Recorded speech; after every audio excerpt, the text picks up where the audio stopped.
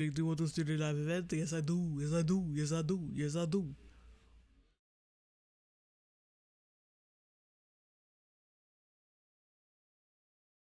All right. So we finally got this shit together. Welcome back, everybody. I'm glad to be back. I mean, I wanted to wait until I got my streaming privileges back on my original channel, but I got antsy because I got this great idea and I was bored and really hungry. So I was just like, I got to do something to stop thinking about how hungry I am. So I just like, let's just make fun of videos from the Roots YouTube channel. Yeah. Let's do that. Let's just I want to ruin my mood. And I think this is the best way to do it, but hang on a second. I just want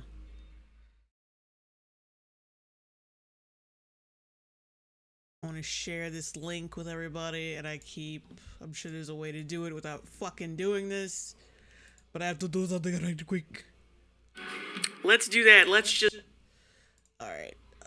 Yeah, just give me one quick second, kitties. My little chickadees.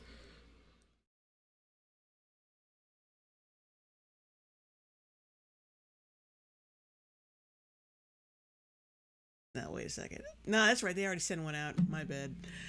We're gonna get to it in a second, I swear.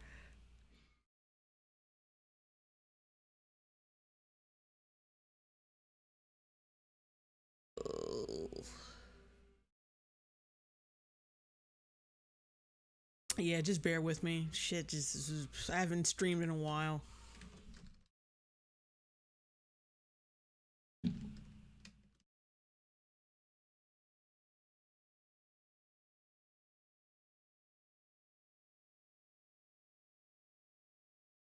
What is that?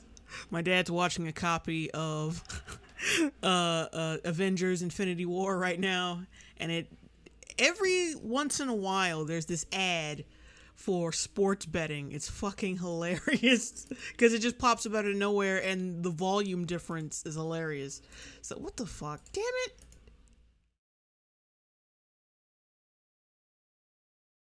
Oh, it's not working.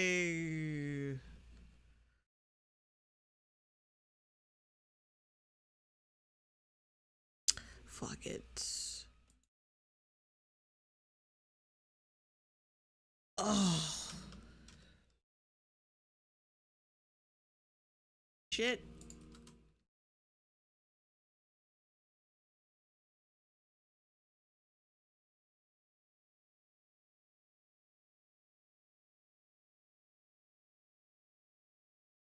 I'm going to get to the point in 1 second. Just, ugh.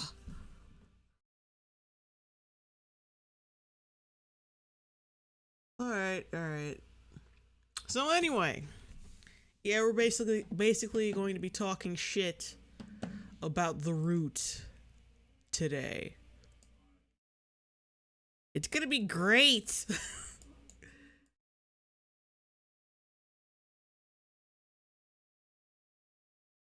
Alright. So now we're on we're on their channel. They got so much crap to choose from. They got that new video they just came out with.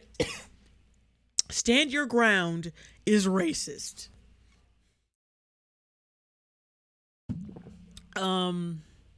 Yes. Yeah, just great gems like Stand Your Ground is racist. Some shit called I Can't Date Jesus, which is fucking weird. I have no idea what that is. Oh my god, it's the guy from fucking Hamilton.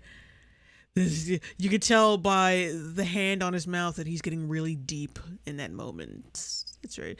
Oh god, racist crusaders. I guess it's about those white people who are calling the cops on black people doing innocent shit.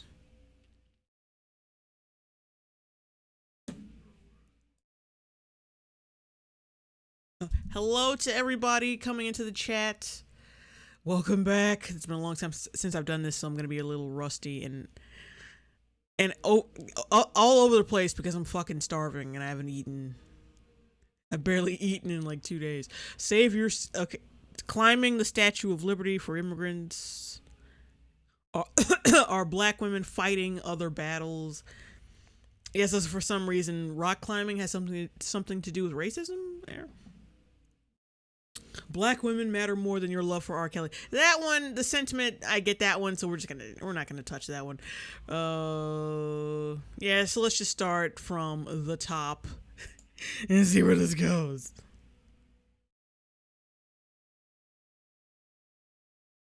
I'll take double meanings for 800, Alex. What the fuck? She looks like Cool Modi. And that fucking the Wild Wild West.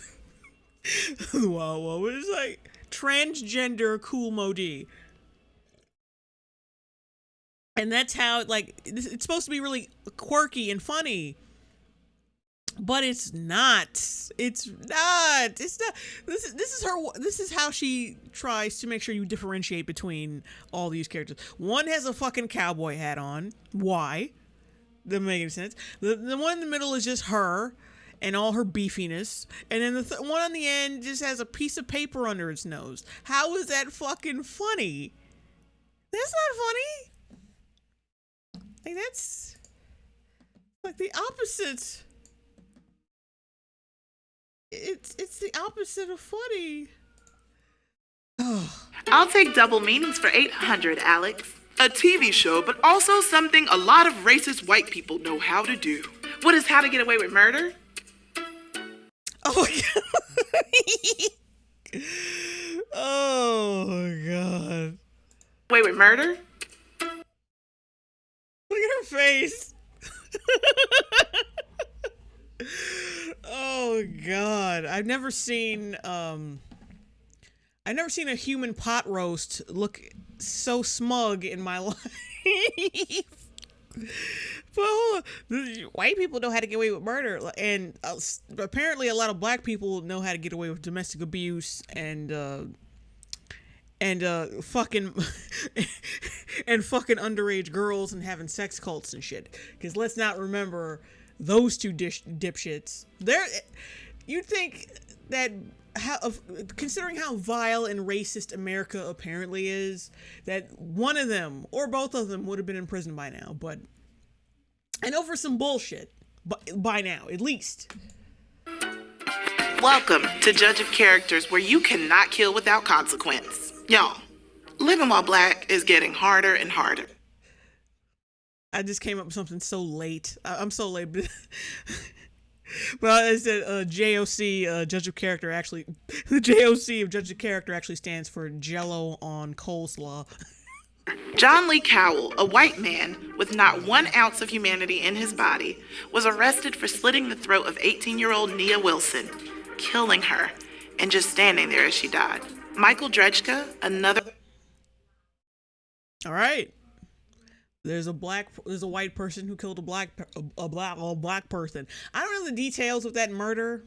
I know the details of the other one she's about to talk about, but that one, I don't know. But not every fucking white person who kills a black person is killing them because they're black. Sometimes they're just fucking nuts and like just find an opportunity to fucking be as cruel and inhumane as possible. And it's like, oh, there it is.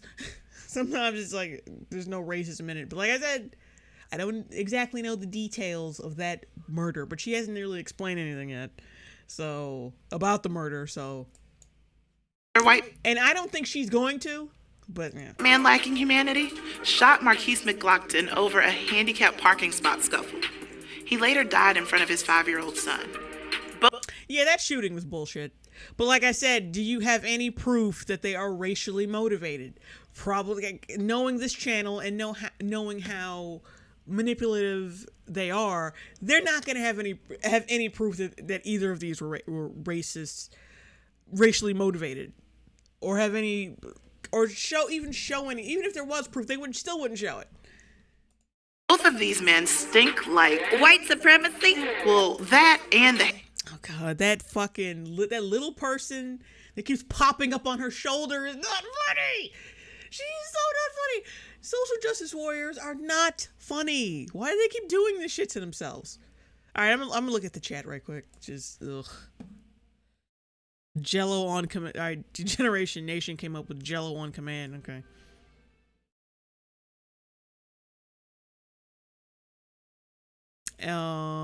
Alice Valentine says, "Oh, it's nice to see you again. It's nice to see you again too. I wish I was doing this on my main channel so I could share this with everybody, but bleh, that's how it be though sometimes. All right, let's get back to this. Hatred in their hearts that allowed them to callously take someone's life. It seems as if racist acts of violence are being committed every day against black and brown bodies. And Honestly, what the fuck proof do you have that it was racially motivated? You're not showing anything. Black and brown bodies, like, yeah, just completely depersonalize them. It sounds really personal because you're saying black and brown bodies, but you're depersonalizing them, and you're like, yeah, we need bodies for our content for our shitty channel, for our shitty racist channel. These acts of violence are being committed every day against black and brown bodies, and their attackers usually face little to no consequences. Yes, Nia Wilson's alleged killer was charged with murder, but that's rare. And this That's rare that any fucking person gets charged with the murder they committed, or with a white person. It's just rare that any cracker gets their peanut butter smeared onto them. It's rare that they get their just desserts. It's like, can you prove anything? Do you have any statistics, any links in the description?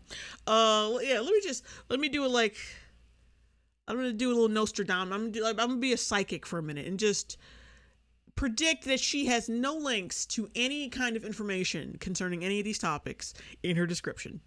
Hey, come on, you want to see?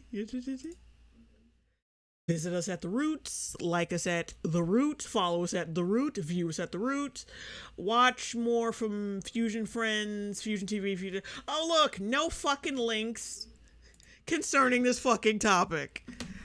Or proving anything, of course. the bare minimum of the type of justice we should see. Look at how gently Nia Wilson's alleged killer, John Lee Cowell, was arrested. I'm guessing he wasn't resisting. And that's probably why they were gentle with him. Because if you don't resist, they're not going to beat your fucking ass. It's like, that's basically it. I mean, of course, there are fucking cases of cops going batshit. If you make them run, or if you resist, they will definitely beat your ass. Oh, I love when cops are so soft, so tender. Compare that to the brutal arrest of Shakisha Clemens, a black woman and customer at Waffle House, who was charged with and found guilty of disorderly conduct and resisting arrest. Maybe because she was resisting arrest. What if you have footage of the bitch resisting, and you have footage of the white guy who is not resisting? How fucking stupid do you think people are? They can look at the footage and be like, okay, that white guy, the reason why they're gentle is because he's not doing anything. I can see if he was struggling and they were like, okay, just be careful with the package. Be careful with the cargo. I can understand if they were being gentle with the white guy while he was resisting. But he wasn't resisting, and that's why they were gentle. Let me go back to the black chick right quick. Let's examine this a little further. To the brutal arrest of Shakisha Clemens, a black woman arrest of Shakisha Clemens. So tender. Compare that to the So she's I wish I had like. Compare that to. So she's like trying to lunge away from them, and they're basically trying to grab her back, or at least get her on the ground so they can keep her still. She's clearly fucking resisting. Clearly, in this fucking footage that you used for your video. The brutal arrest of Shakisha Clemens. Of course she gets on the ground because she is fucking resisting. A black woman and customer at Waffle House. Look at what they're doing. They're basically doing standard shit. They're not punching her in the fucking kidneys. They're not stomping her De Niro style. They're just holding her the fuck down. She is the one that is being entirely, that is fucking struggling from them. Of course they gotta fucking subdue her. What the fuck are they supposed to do? Just let her get away? That's kind of like the opposite of what you're supposed to do as a law enforcement officer. The fuck? Why are you just fucking retarded? Honestly. Oh, let me look at the chat right quick.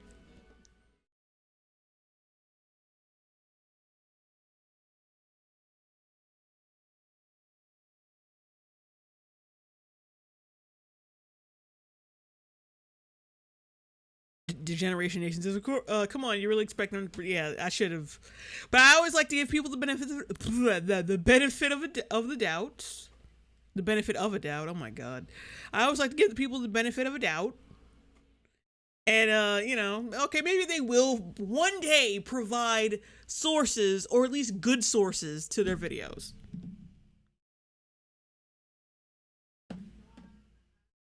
Oh, and Solomon Dow says, no one at the root went to college because you learn in English 101 to cite your sources. Yeah. That's another goddamn thing. Okay, let's keep going. Who was charged with and found guilty of disorderly conduct and resisting arrest. But she was fucking resisting. That's why they're rough with her, because she was resisting. She launched forward, and actually they went down to the floor with her, or at least they led her to the floor so they could subdue her. They're not beating her fucking ass. They're not slapping her. They're not doing anything like that. But I'm supposed to think they're being bad cops because a bitch who's acting like a fucking a bitch who's swinging and shit and trying to fly across the fucking room and resisting, they had to subdue her. That's how what cops are supposed to do. Black lives are often met with violence and taken with impunity, while white attackers are not only treated with kid gloves, but they also get to avoid consequences. Oh god, like, you fucking completely,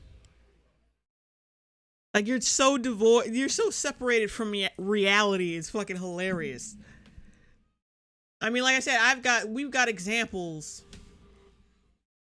There are so many examples of black people getting, well, not so many, but at least in Hollywood, we got two black dudes walking around who have clearly committed fucking crimes. And, like, they're walking around scot-free, they've got careers, they're still thriving and making money, and so where's the racism in that? Where's the cops coming, you know, knocking down their door, putting a knee in their back and all this shit? If this is systematic and it's this poisonous thing that affects every black person, like, it's just, no black person is safe from this shit. Why the fuck aren't these two prominent black dudes, like, what, no cop has gotten the idea to plant shit on him yet? I mean, of course I don't condone that shit, but I'm saying, like, if racism is so bad, why hasn't that happened yet? The Stand Your Ground law protected Michael Dredgka and allowed him to get away with murder. Pinellas County Sheriff Bob Gualtieri took. But honestly, though, the shooting at the in the parking lot was some bullshit. Like, dude, if you're gonna shoot somebody, at least shoot him in the fucking foot. But yeah, the black guy did get overly physical with him, even like the skirmish between dude's girlfriend and the white guy wasn't really that bad. He didn't have to get physical with the white dude, but at the same time, it's like the white dude, all you gotta do, you don't have to shoot him, just pull out the fucking gun, and that's incentive enough for him to back the fuck down. Like, the motherfucker didn't have to shoot him. And he should have got away with that, but I think because the black dude shoved him, it's like, yeah, he had the excuse, he could use that shit as an excuse to get out of it, the stand your ground bullshit. But yeah. 30 whole ass minutes to explain that Dredgka didn't provoke the incident and that Marquise shouldn't have. He did it. He fucking did it.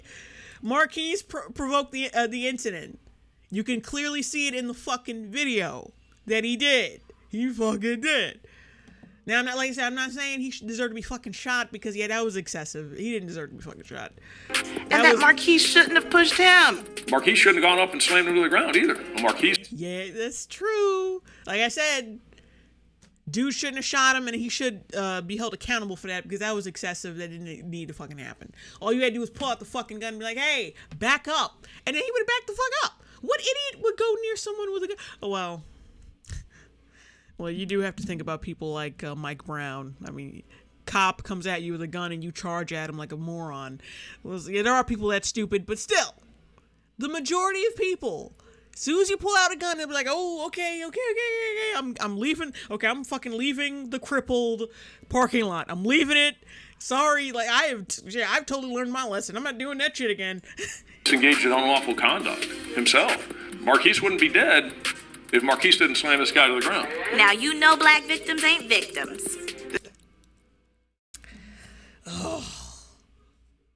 Technically, he's a victim of being dead. Yes. But technically, he's not entirely a fucking victim. Like I said, dude shouldn't have fucking shot him, and he should definitely go to jail for that or go to prison for that. What? Why get violent when you don't need to be violent? You're fucking stupid. It's like going to a lion's den, putting your arm in his mouth, and then when the lion finally chomps off your hand, you get surprised all of a sudden. Don't get physical with people because you don't know what the hell they're gonna do. Case in point, you don't know what the fuck people are capable of. So that's why you just don't be an asshole. Just don't be an asshole. It's like that's simple shit. Now, if he just shot Marquise because you took that parking space and then he just shot him, yeah, that's just cold-blooded murder. The Marquise is 100% innocent, and then like the other dude is like the white dude is completely 100% wrong, in the wrong. Period. But that's not what happened. Ugh. Stand your ground law allows for anyone who claims that they are in fear of their lives or great bodily harm to use deadly force without consequences. Yeah. So, anyone can fucking use that. You just actually have to be in danger. It's not white people's fault that this is not white people's fault that law exists. White shooters who kill are 281% more likely to be viewed as justified when the person being shot is black. And unarmed people of...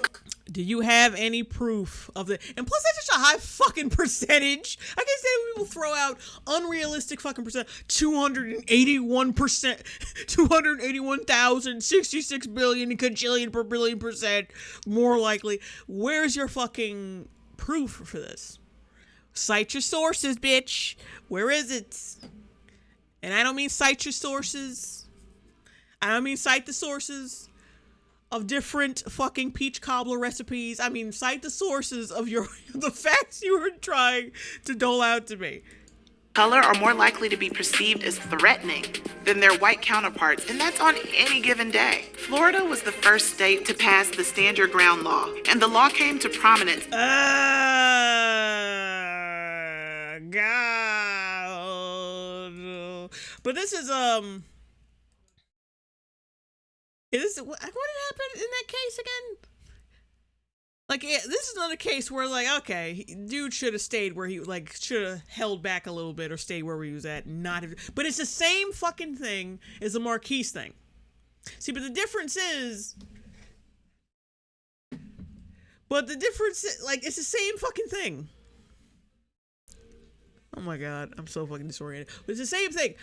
I think this idiot got out of the car when the police told him not to, and went up to some fucking guy he thought was suspicious, blah, blah, blah. And I think the Trayvon kid, of course, got violent with him. I think that's what happened. Like, he got violent with him for no fucking reason, just because, well, the guy, I think he presented himself as a fucking officer of the law, and then he got violent, blah, blah, blah, and then slammed his head into the pavement. I mean, there are pictures that prove that he was fucking beating Zimmerman. And on top of that, of course, let's just keep watching. After George Zimmerman, an overzealous white passing neighborhood watch. That's really fucking slick. He's white passing. Look, even if he does have the last name Zimmerman, he does not look like a Zimmerman. He's not white passing in any way, shape, or form. Look at this motherfucker. Stalked, attacked, shot, and killed. Look at this motherfucker. He looks like a Mexican dude. He does not look like a white boy. When I saw Zimmerman for the first time, I was like, yeah, that's when they kept referring to him as white. I was just like, what? He's not white. Like, he's got to be something else. Was he just Mediterranean? Is he Greek? Or is he what?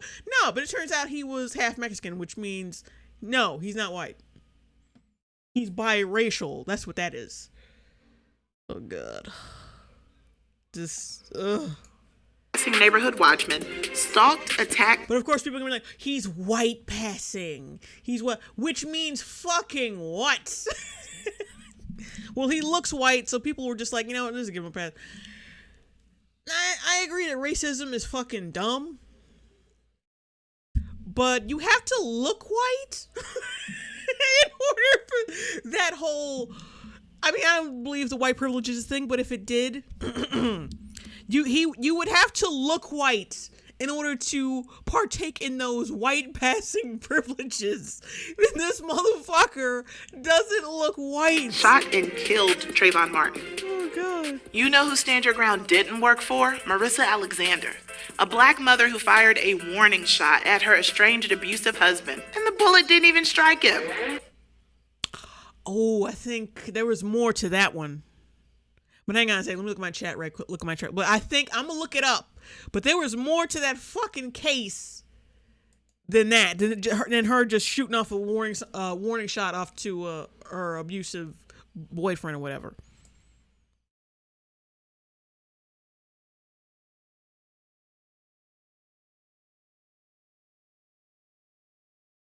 It's Mr. Nuff to you. Good to see you back on. Thank you.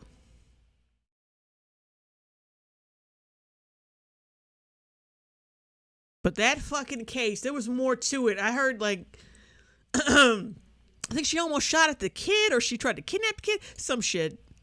Hang on, let me go back. Martin. You know who Stand Your Ground didn't work for? Marissa Alexander. Okay. We're gonna have to do a little researching because I'm pretty sure.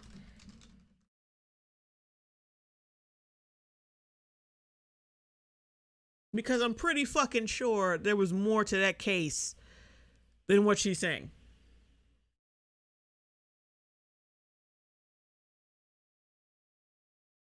Okay, let's try Wikipedia first because it's just there. In May 2012, 31-year-old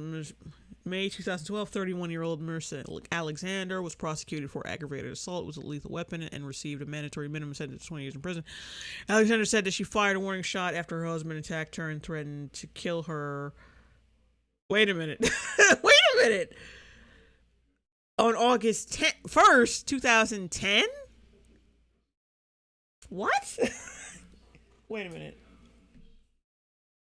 In May 2012, 31-year-old Marissa Alexander was oh my God, I'm totally reading that wrong.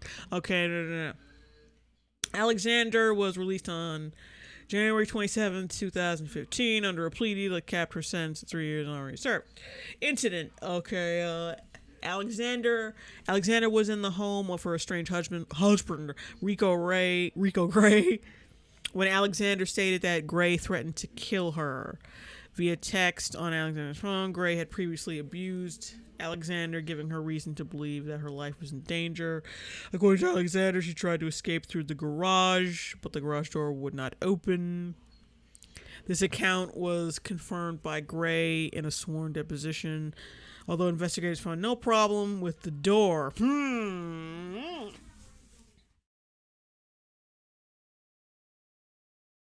That's odd. Okay. According to all accounts, Alexander then retrieved her gun from her vehicle and went to the kitchen. Alexander fired a warning shot towards Gray with his children nearby, which hit the wall near Gray at the height of his head, then deflected into the ceiling. The single shot did not injure anyone. According to the source, Alexander had fired a warning shot because of Florida's Stand Your Ground law, a law that allows self-defense, such as but doesn't the self-defense have to be immediate? Like, the person has to be there, like, because it says here that he threatened her via text. on her phone. So that just looks premeditated. When you go to somebody's fucking... if someone threatens to kill you via text or via Facebook...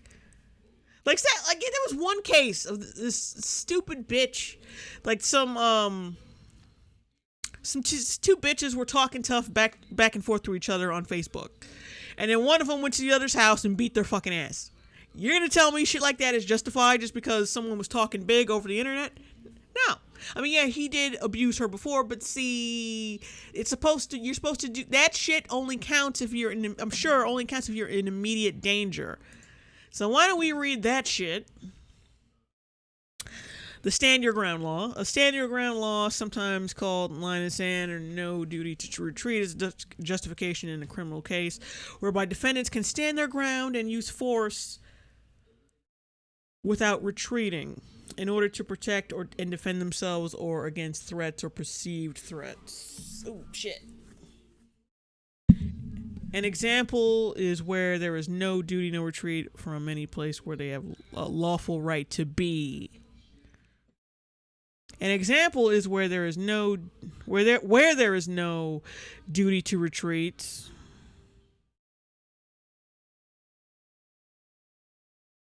Is a legal requirement in some jurisdictions that a threatened person cannot stand on the ground.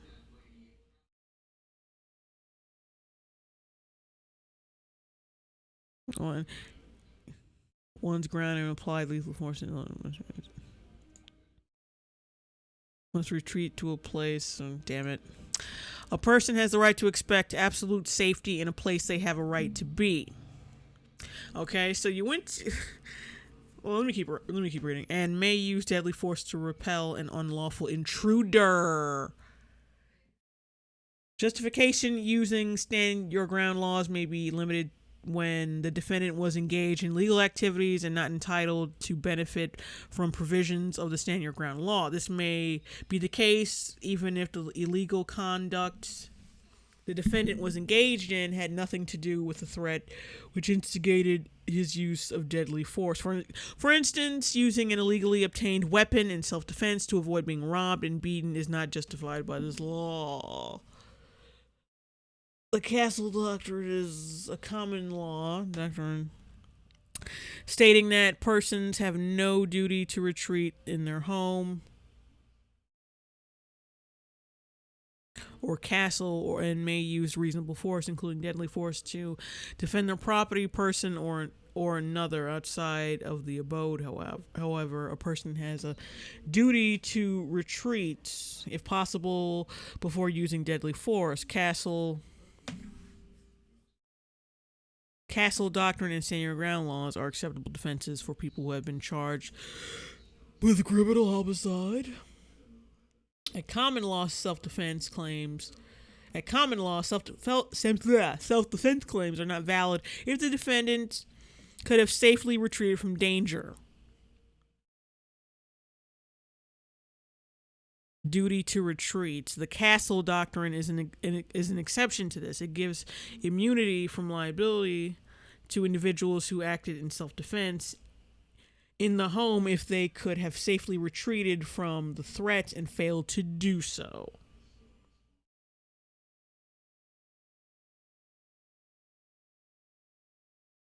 The duty to retreat is a legal requirement in some jurisdictions that a threatened person cannot stand one's ground and apply lethal force in self-defense, but must retreat to a place of safety instead. So she invited herself into danger and shot the motherfucker,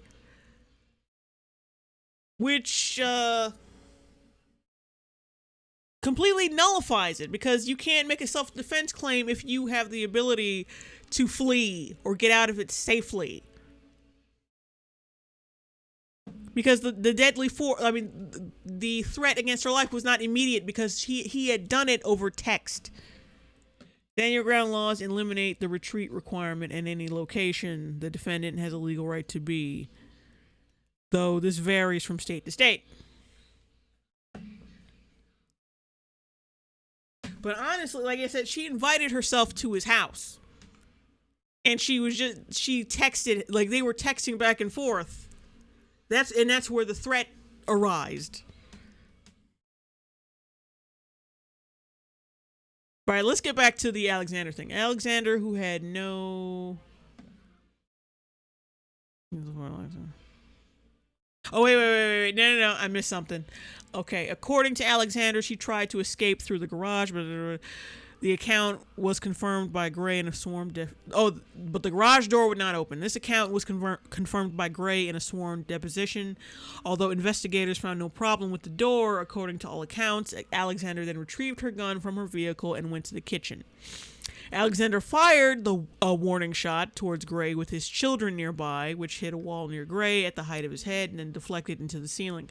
The single shot did not injure anyone. According to the source, Alexander had fired a warning shot because of Florida's standing ground law, a law that allows self-defense, such as lethal force in life-threatening situations, but a warning shot was not legal at the time. Alexander, who had no previous criminal record or arrests, sought self-defense immunity prior to trial but was unsuccessful. State attorney Angela Corey met with the defendant and offered her a 3-year plea deal, asserting that she acted in self-defense within the bounds of the law. Alexander rejected the offer and took the case to trial. See, yeah, that was on. She made this shit go on longer. So, like, so not only was her stand your ground thing not legal, the bitch rejects a deal and it goes to trial. A jury convicted her in 12 minutes.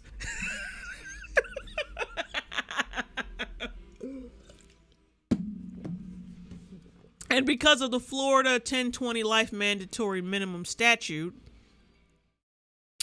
and the 1020 life law is a mandatory minimum sentence in sentencing law in the U.S. state of Florida. It primarily regards the use of a firearm during the commission of a forcible felony. The law's name comes from a set of 3 basic minimum sentences it provides for on ongoing public service. Okay. She was sentenced to 20 years in prison. Alexander was also requested to stay away from Gray as a part of the court order. Hang on. Where's number 9? Retrieved. Marissa Alexander, the real reason she's behind bars. Hang on a second. But I'm getting a lot of facts from this. After a verdict of not. Okay, now like we're gonna read an article that says why she's really behind bars. After a verdict of not guilty in the George Zimmerman trial sparked an outpouring of protests across the country, another name began to attract national attention. Marissa Alexander, the Florida mother, unsuccessfully claimed a stand your ground defense, and yeah, we know all this. A course of support for Alexander slowly built since Zimmerman's acquittal, but a deeper examination shows that there are some complexities in Alexander's case that cloud the issues with Florida's justice system. Marissa Alexander unsuccessfully claims Florida's stand your ground law as a defense against multiple counts of aggravated assault with a firearm. Alexander claimed she was protecting herself from an abusive husband. According to court documents, Alexander got into an argument with her husband, Rico Gray, after Gray found text messages on Alexander's phone to her ex-husband. Okay. Alexander claimed Gray initially prevented her from leaving the bathroom where they were arguing, but at some point she was able to get by him and get away.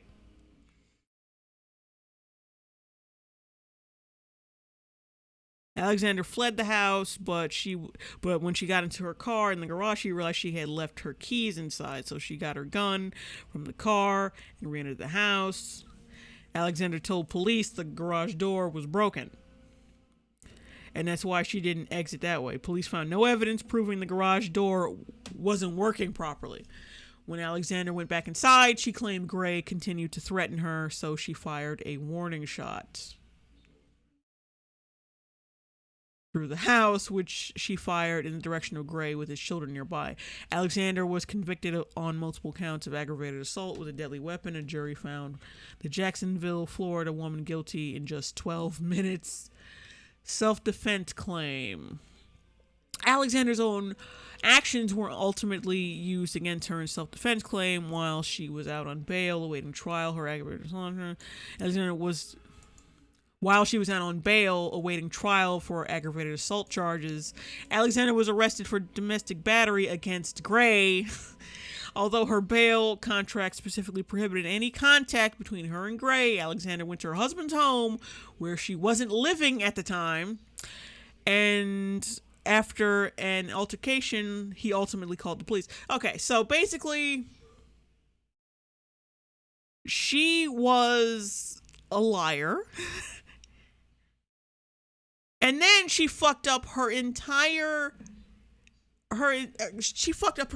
case by trying to fuck the motherfucker up after she was court ordered not to go to his house. So yeah. All right, let me go to chat right quick. Hang on.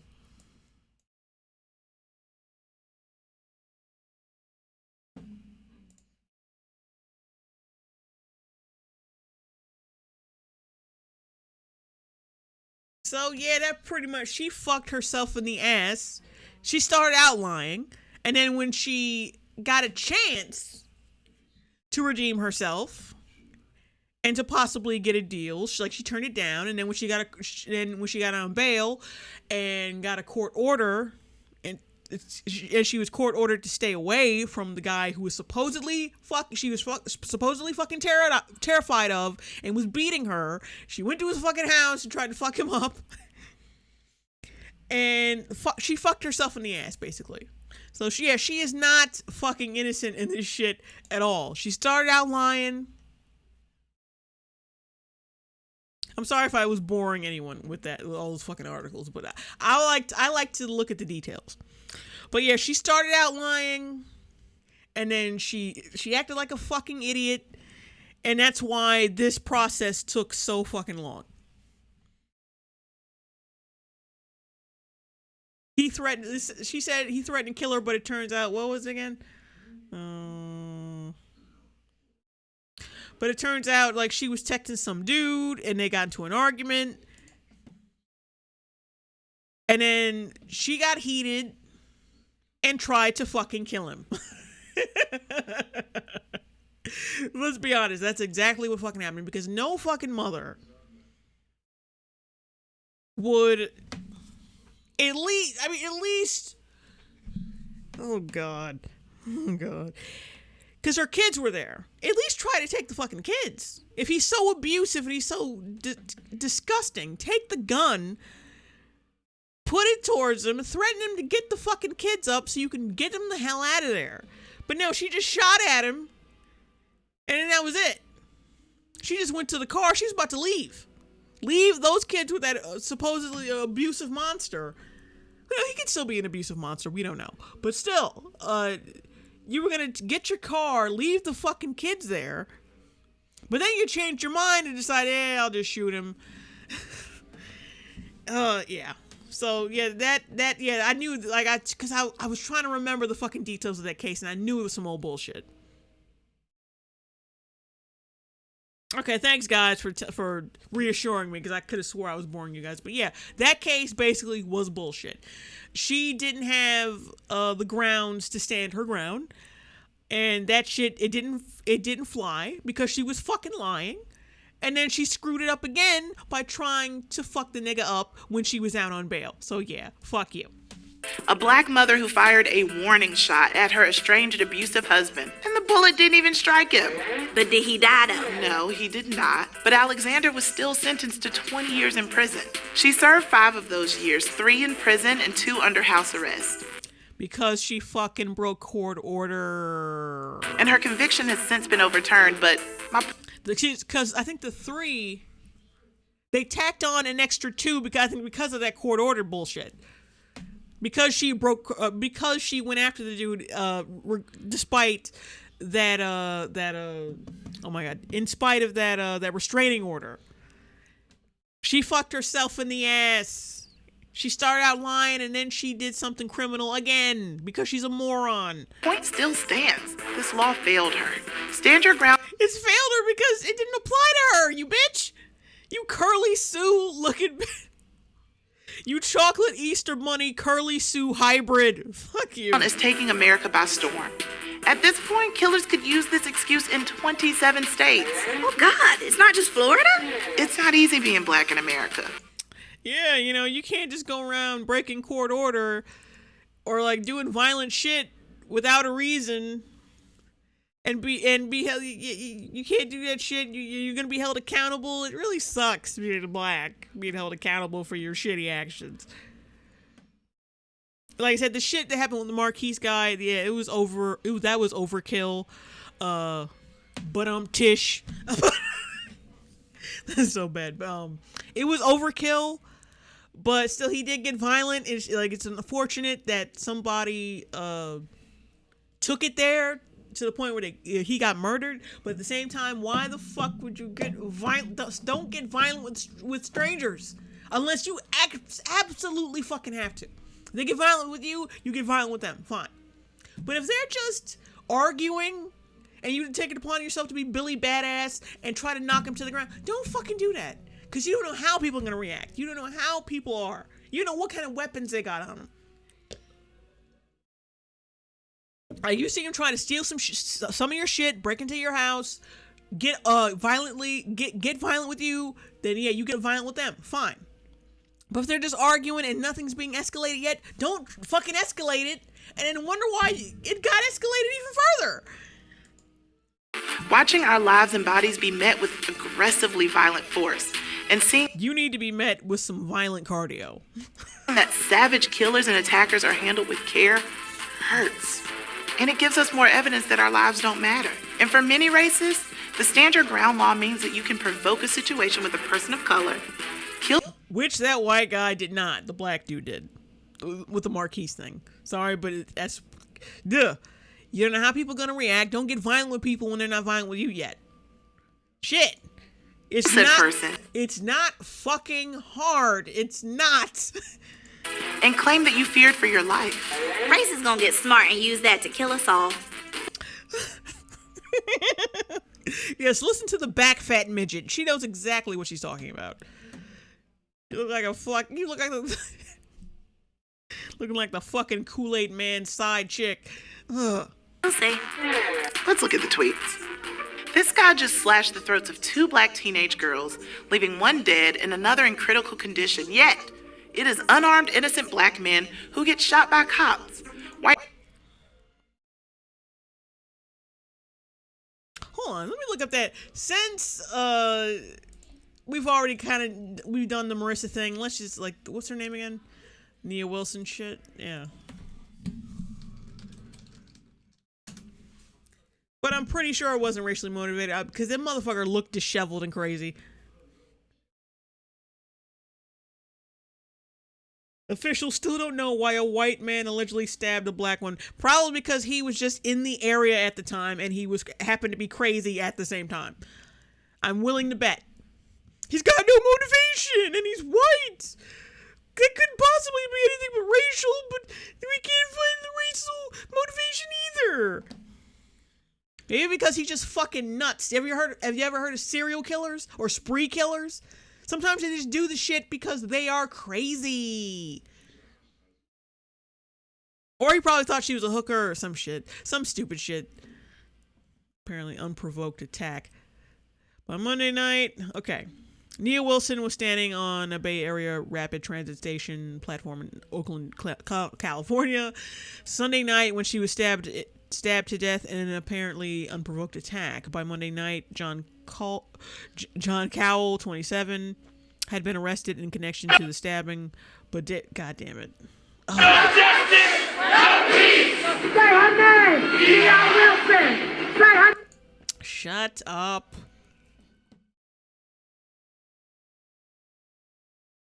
Please don't play. James Cowell had been arrested in connection to the stabbing, but days later, officials haven't said what prompted the attack, which a police chief compared to a prison yard assault. Yeah, going up to someone at random and stabbing them, that's usually how prison yard assaults are. That's usually what they are. Like, you just take a shank and stick it in a motherfucker for no reason. The random murder of Wilson, a black teenager described by her family as loving and selfless, March. So they did arrest the guy, but they're still marching. Why? They're still making this racial why? Some have claimed the attack was racially motivated because Cowell is white. Of course, because, when you have nothing else to do, making everything racially motivated is it's a nice little hobby. Though the BART police and the Alameda County District Attorney's Office have said they don't have evidence to back up the claim because they don't. He just randomly fucking did it. Cowell's family released a statement that said he had begun struggling with mental illness. Figures. But Wilson's family members and others in the community feel murder should be considered a hate crime regardless of what causes it. See what I'm saying? The parents, I'm sorry, but parents who do this shit, as soon as their kid dies, they go on clearly this was racially motivated. Sit your fucking ass down and go grieve. And stop trying to get a fucking soundbite, okay? Your kid is dead. Shut up. Your kid is dead. Act like a grieving parent. Act like a decent fucking human being. That's all people want from you. So basically, that's not even, the fucking murder. Okay, basically the dude was crazy, because I saw the picture of the dude. He looks like a homeless drifter. He looks like he's fucking crazy. That he just did it. He was in the area. She was there. Oakland is mostly black. So yeah, she died. It's a fucked up world. Sometimes people die because they fucking die. I'm supposed to fucking take racial cues from parents who are clearly out of their minds with grief and will say anything to comfort themselves? Shut up. Go somewhere. See, there was a time where grieving parents didn't want to be in the spotlight. They didn't want sound bites. They wanted to be left the fuck alone to grieve. Now, every time some kid even gets sneezed at, they want to be like, oh, this is a travesty. This is clearly insert special interest group here, motivated. Clearly they did something to my baby because she black or crippled, fucking yellow, whatever. Shut up. Sit down somewhere. Privilege in a I'm sorry your kid is dead, but go sit the fuck down somewhere, nutshell. honestly. So under Florida's Stand Your Ground law, armed white people can harass and threaten black people at will. Oh my god, stop it. The black dude, the Marquise thing, the black dude clearly fucking provoked that shit. Stop it. It sucks that he's dead, but you play stupid games, you win stupid prizes. He should never have put his hands on that dude. Because I think if he hadn't, he would be fucking alive. Okay, all he had to do was tell a white dude to say, hey, look,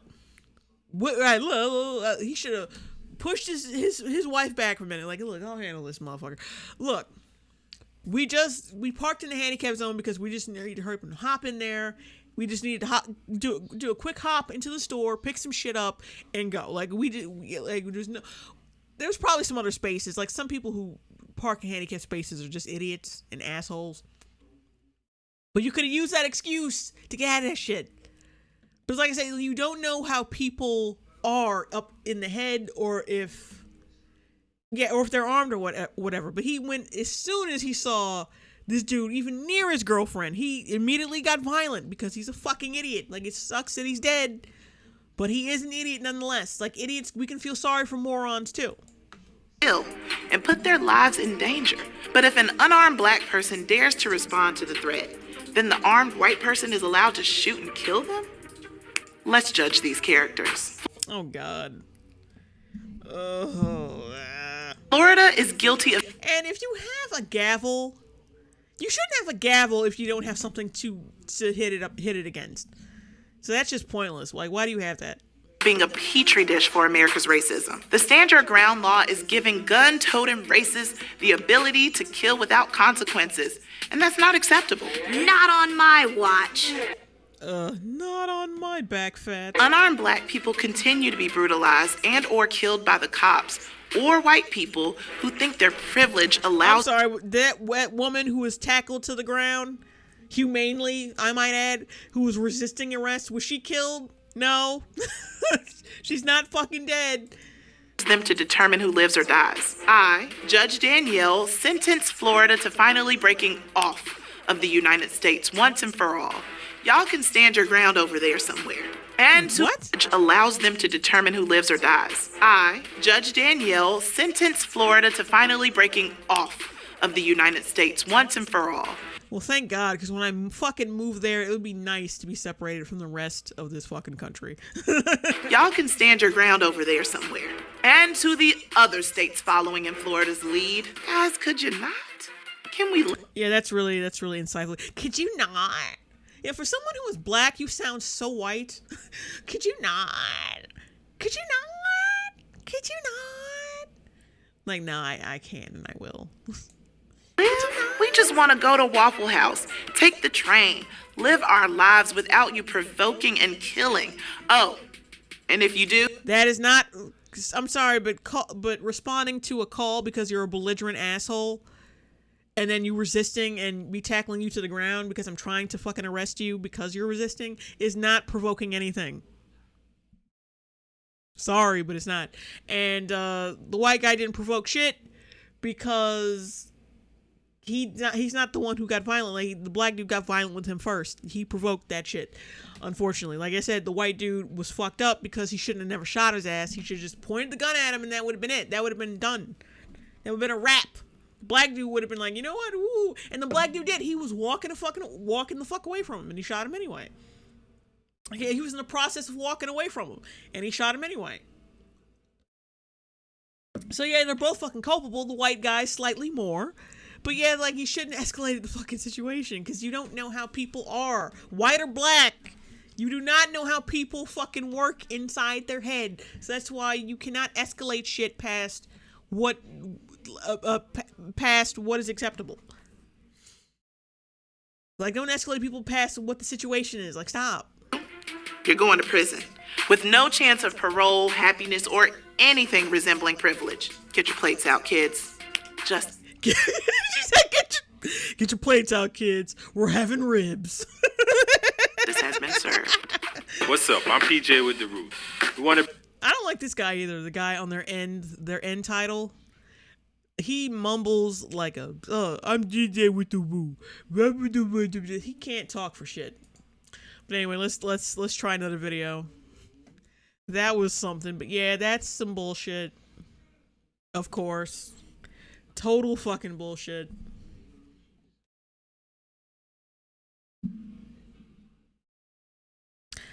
I'm kind of want to do that Emmett Till video, but at the same time, it's like, is it really cringe enough for me for any material?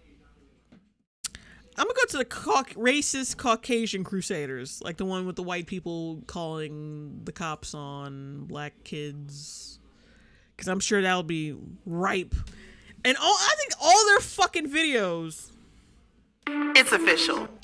I think all of their fucking videos, like they're all their videos with the downvote ratio is so much higher than the upvote ratio. I think this, like, the downvotes are so much higher than the upvotes. I think that's with all their fucking videos. They're awful. They're so bad. At least with BuzzFeed or Mike, there's at least one or two videos, a couple videos, where the upvotes are reasonable, you know? But none of their fucking videos are popular. None of them. Oh wait, I found a better video. Beyonce haters. Oh my god. Oh shit. Let's click on that one. Fuck that. Fuck the other one for now. I want to see this one.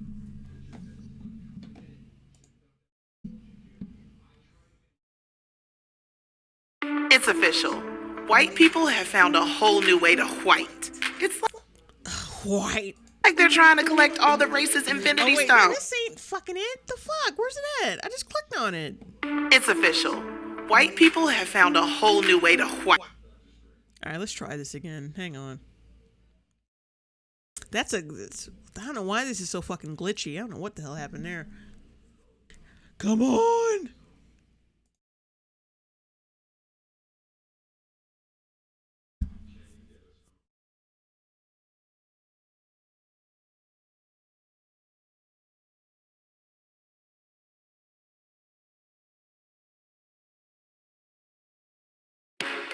For the love of Blue Ivy.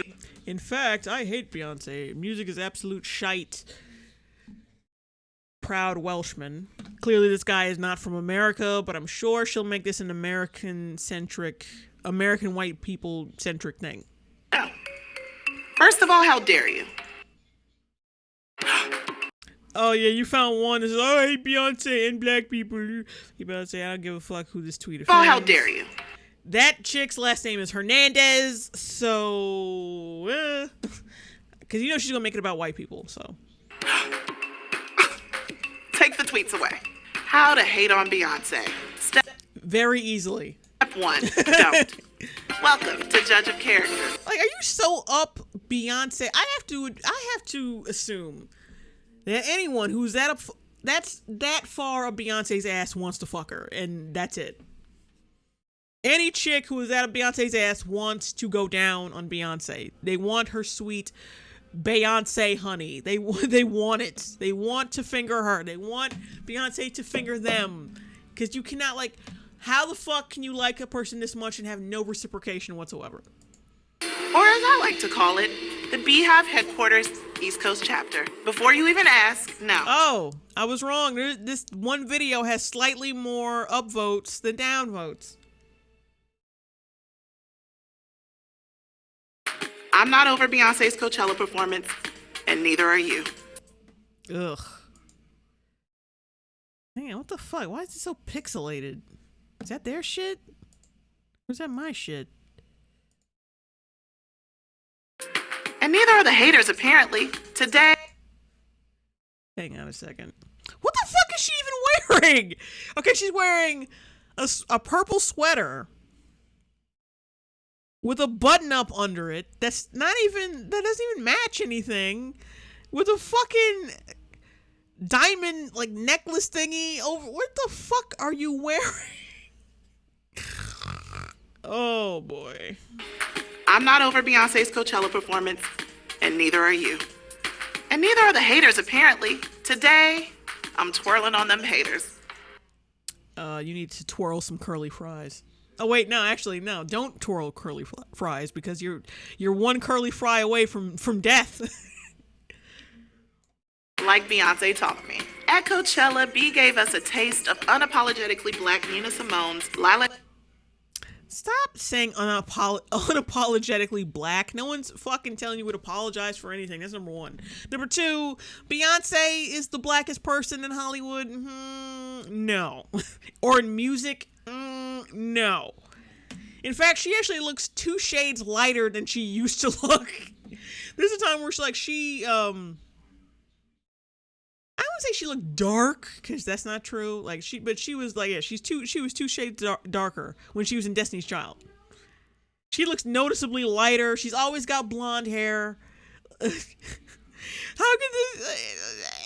I just don't get that shit at all. Quan played an excerpt of Malcolm X's 1962 "Who Taught You to Hate Yourself" speech and sang the Black National Anthem, "Lift Every Voice and Sing," thus swelling all of our chests with black. So she sang a bunch of shit that's not even her fucking shit. Which is basically what Beyonce does. She swings her ass around and she sings music that she did not write. So, there's that. Pride in unison. I feel like I've got the second coming of Black Panther flowing in my... Oh my god! Black Panther was a mediocre Marvel movie. It was just like a nice little popcorn flick. Stop elevating this up to importance that it just does not have. You look stupid. Stop it. Veins, and I never wanted... Even Chadwick Boseman is just done with this shit. Like, that should tell you right there. Even the star of the movie is telling y'all to shut the fuck up. To stop. There's been an influx of Beyonce hate out here lately, and y'all gotta stop. How do people have time to hate on... Did you made a 4-minute video on how people... you made a 4-minute video on how people shouldn't hate on your lesbian thirst trap. Are you fucking joking? Shit! On Beyonce when there's so many other big issues out here to hate on. Taylor Swift is out here being Taylor Swift, throwing around her unseasoned vocals to cover Earth, Wind, and Fire. And That's not really an issue either. Like, so what? She made a really crappy song. So what?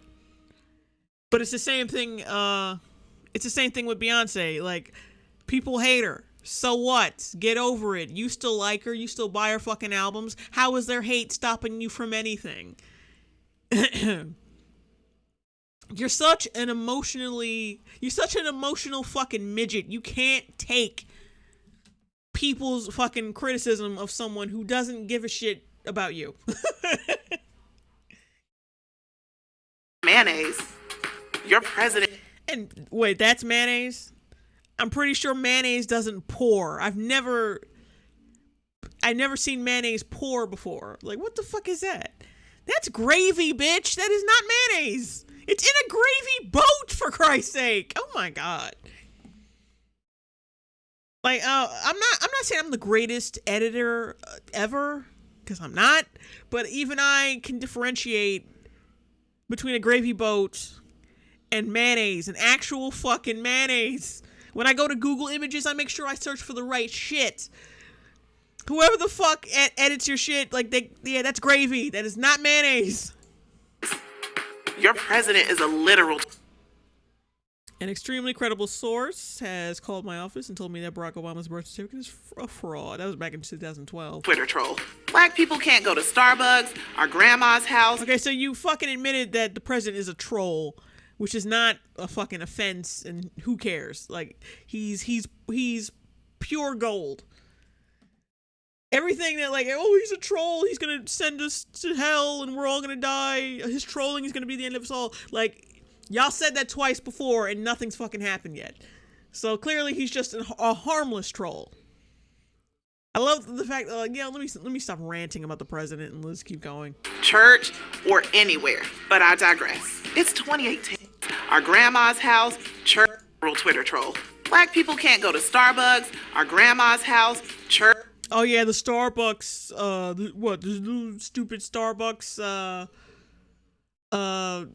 fucking controversy. For one thing, what is a black person doing in fucking Starbucks? You think we'd have better taste in coffee? What black person is going to bland ass Starbucks? Well, my mom does, but she even says, like, Starbucks shit, they're not that good. She only goes there for one fucking drink and that's it. That's the only time she goes to Starbucks, and for Wi-Fi. That's it.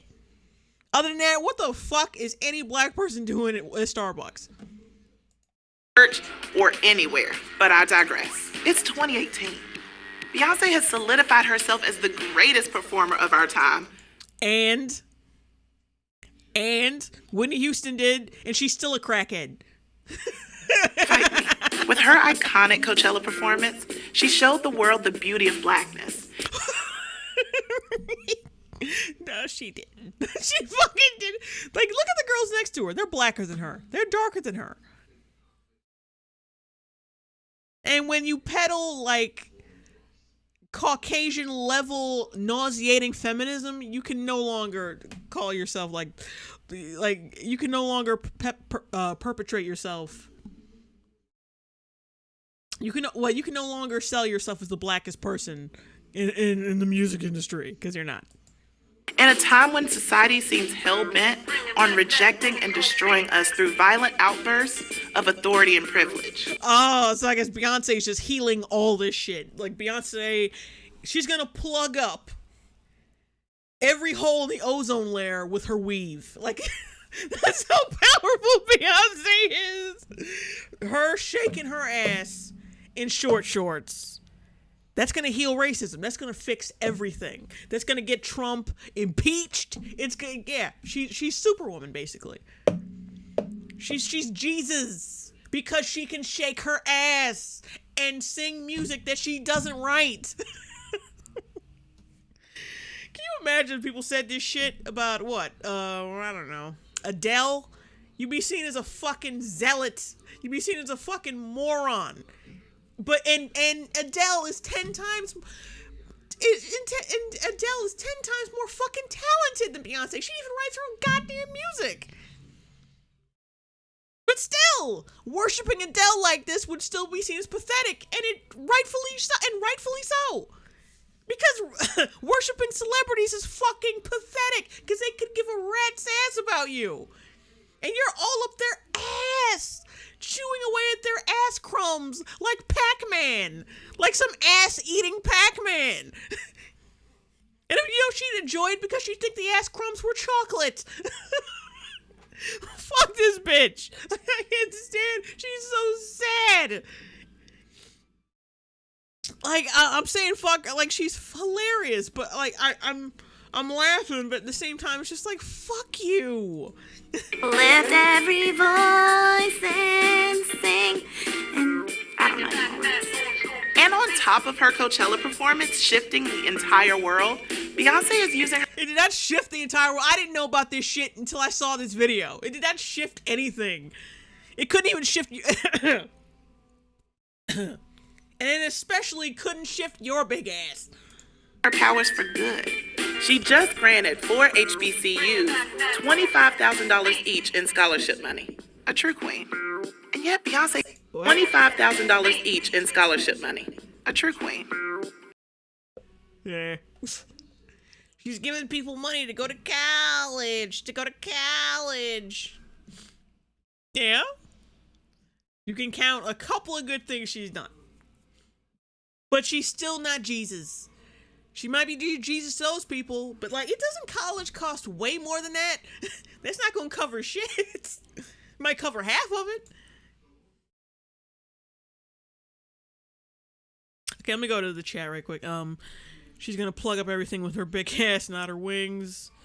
What happened to Adele? Oh, nothing happened to Adele. I'm just talking shit.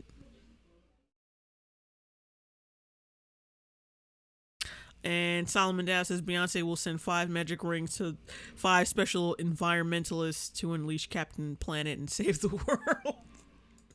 Oh my god, yeah, she's Gaia from Captain Planet. She's a queen. She's Gaia. And yet Beyonce is constantly hated on when she's at her sexiest and blackest. Coincidence?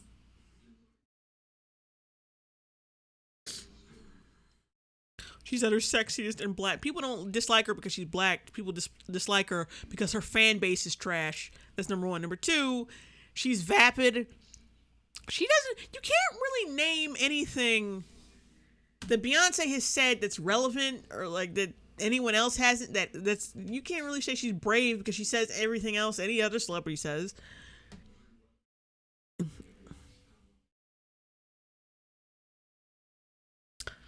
What else? Yeah, like she's totally fucking vapid. Like there's nothing special about her personality at all. I can never. She's like Tom Cruise without the charisma, which is like, yeah, just try to picture that shit. Tom Cruise without it, because Tom Cruise doesn't have a real personality either. He's totally like dead. So imagine someone with less charisma than Tom Cruise, and that's what Beyonce is. Just because she knows how to sell blackness so she can get asses in the seats does not mean she actually gives a shit. She jumped from feminism to blackness because, like, yeah, it's what she goes with what is popular at the time because she is a product. It reminds me of that fucking guy from RoboCop. She's product. She's OCP. We programmed this bitch well. Oh god. But anyway, yeah. Like I'm saying, she's a product. She is not a genuine person. She never has been. Not even in Destiny's Child with all that shit, all that drama was going down. She's never been genuine ever. She's a fucking product. She loves money. Why do you think she married Jay-Z and not some random asshole from her hometown or something? I think not. Let's look at the Beyonce hating tweets. Anytime you're worried about people disliking you, just remember that people hate Beyonce and go back to doing what you do. You can be literal perfection and it won't. How is she perfection though? See, that's why people think she's perfection, because she has no personality for people to like. She's basically a human Mary Sue. Everybody projects themselves onto her because she does not have an individual personality. She doesn't say anything. She says like basic shit like, I believe women should have rights. God is real. Like, these are people, this is shit. Oh, Malcolm X was bae. Like, she just says slogans, and she just says talking points that other people agree with, because that's all there is to her. She's a product. She is not a person. That's why she has no personality, because if she had her own individual personality, people cannot project themselves onto her anymore. She's a human Mary Sue. That's what she is. Matter. That's why people think she's perfect, because that's how she wants to portray herself. Because she's a product. She's like a doll. She doesn't have a real human center. Be hating on Beyonce the way they need to hate on R. Kelly. I don't see anyone calling her a reprehensible piece of shit. Like, people hate her, yeah, but they don't hate her like people should hate a child molester. Yeah, so that's bullshit. Please get your tongue out of her ass. The racialized reactions to Beyonce make me remember why black excellence is so important. Black excellence physically challenges and upsets white comfort. Where do people have the time to come up with this bullshit? Honestly, you must not have jobs. What the fuck? I couldn't come up with this shit sitting down for hours writing a script. Like, I couldn't come up with this shit this stupid. I can't even satirize this behavior because it's just so outlandish. Like, no one could come up with this. Excellence psychically challenges and upsets white comfort. And white comfort, maybe even more than white hate. It just keeps going. And white comfort, maybe even more than white hate, and the need to maintain white comfort kills a lot of black people. Really? I hate Beyonce. So a tweet saying I hate Beyonce leads to the death of black people? Like, any halfway decent thing Beyonce does leads to God opening up into the sky. No, Beyonce is God. My bad. It leads to, like, the holes in the ozone layer being plugged. It leads to famine being dealt with. It leads to world hunger being solved. It leads to all that shit. And then whatever bad thing is against Beyonce, it leads to black people being killed in the street. Who the fuck do you think you are? What? Her fans are trash. They're total fucking trash. This is so awful. And the need to maintain white comfort kills a lot of black people. Are you fucking serious? That's fabulous. That's just wonderful. What does a black woman have to do to be given her props? Maybe stop asking people to give you kudos for basic shit. Look at all Beyonce had to be in order to qualify as a headliner for Coachella. The woman invented... I exist. You should just fucking lick my ass. Stamina, for God's sake. Census and Beyonce had to be in order to qualify as a headliner for Coachella. The woman invented stamina to maintain white comfort kills a lot of black people. What does a black woman have to do to be given her props? Look at all Beyonce had to be in order to qualify as a headliner for Coachella. So? It took work in order for her to get something. Oh, bitch. Please. Oh, God. Look at all that she had to do to actually... Look at all the work she had to do to get actual rewards for said work. She actually had to work for something. Isn't that tragic, everybody? The woman invented stamina, for God's sake. Since its inception in 1999, Coachella hasn't had any headliners able to match Beyonce's high-energy show womanship. Girl. Yeah, I'm sure if I look it up, that'll be bullshit, but whatever. Prince, 2008. Oh, so you proved yourself wrong in your own video. You're still a fucking moron, but as long as you corrected yourself, You're still an idiot, but thank you for correcting yourself. Princess Prince. Because I knew if I look it up, she's gonna be wrong as shit. Damon Young of Very Smart Brothers says what we're all thinking. If she's not your favorite, she is better than your favorite. And she is likely your favorite's favorite.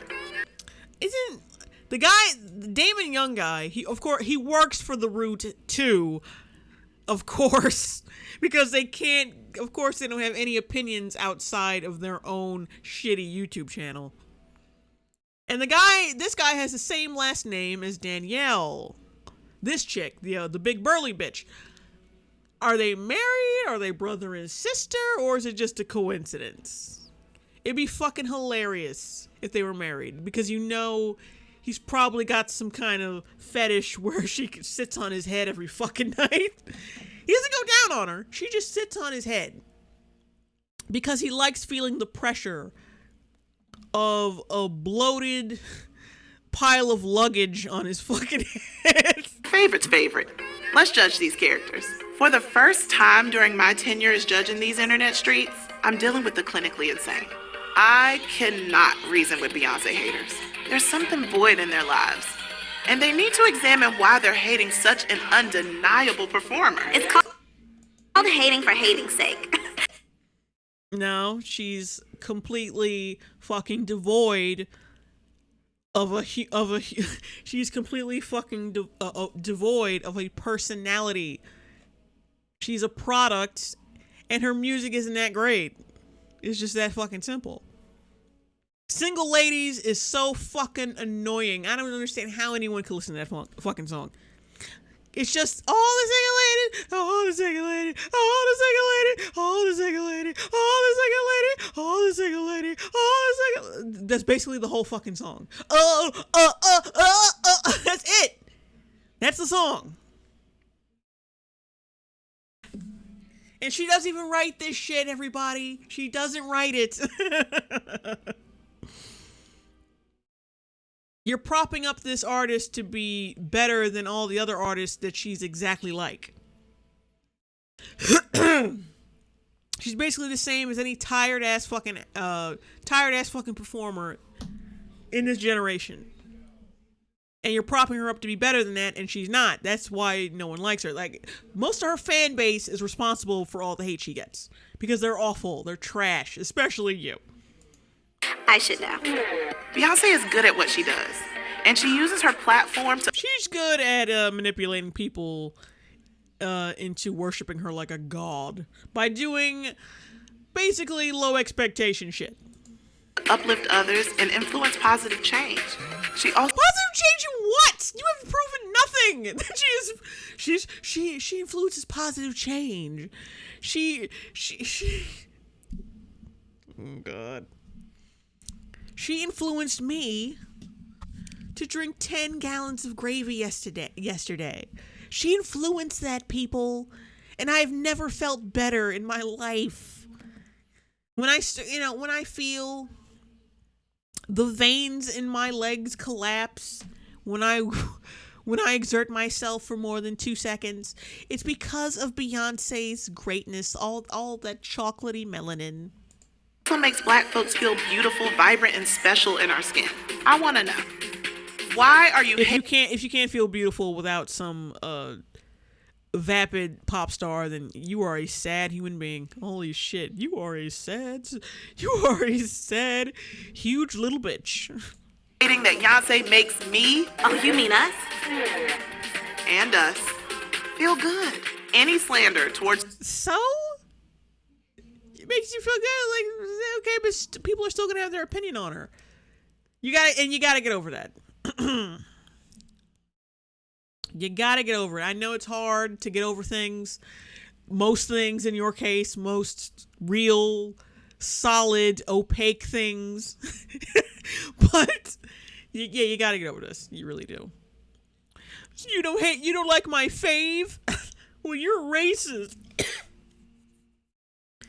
And you're stifling blackness in its essence. Like, shut the fuck up. the Queen will be considered hate speech. and you will be sentenced to life watching Beyonce's performance in The Fighting Temptations on a constant loop. Because we all know Beyonce's acting is... You can hate on that. What's up? I'm PJ with the Root. Oh yeah, want to bring you more serious. Thank you for giving me permission to hate on her shitty acting. Okay, let me just scroll down and look at the comments for a second. I don't know why, but I'm curious.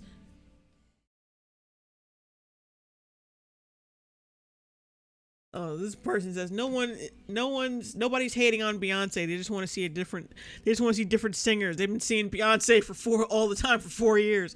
Yeah, that's one of the reasons, but she does suck. There's a thing called opinions. Yep, they eating too much ass. No, well, I don't know. They might have meant the Beyonce fans, but no, I was going to say Beyonce fans are eating too much of Beyonce's ass.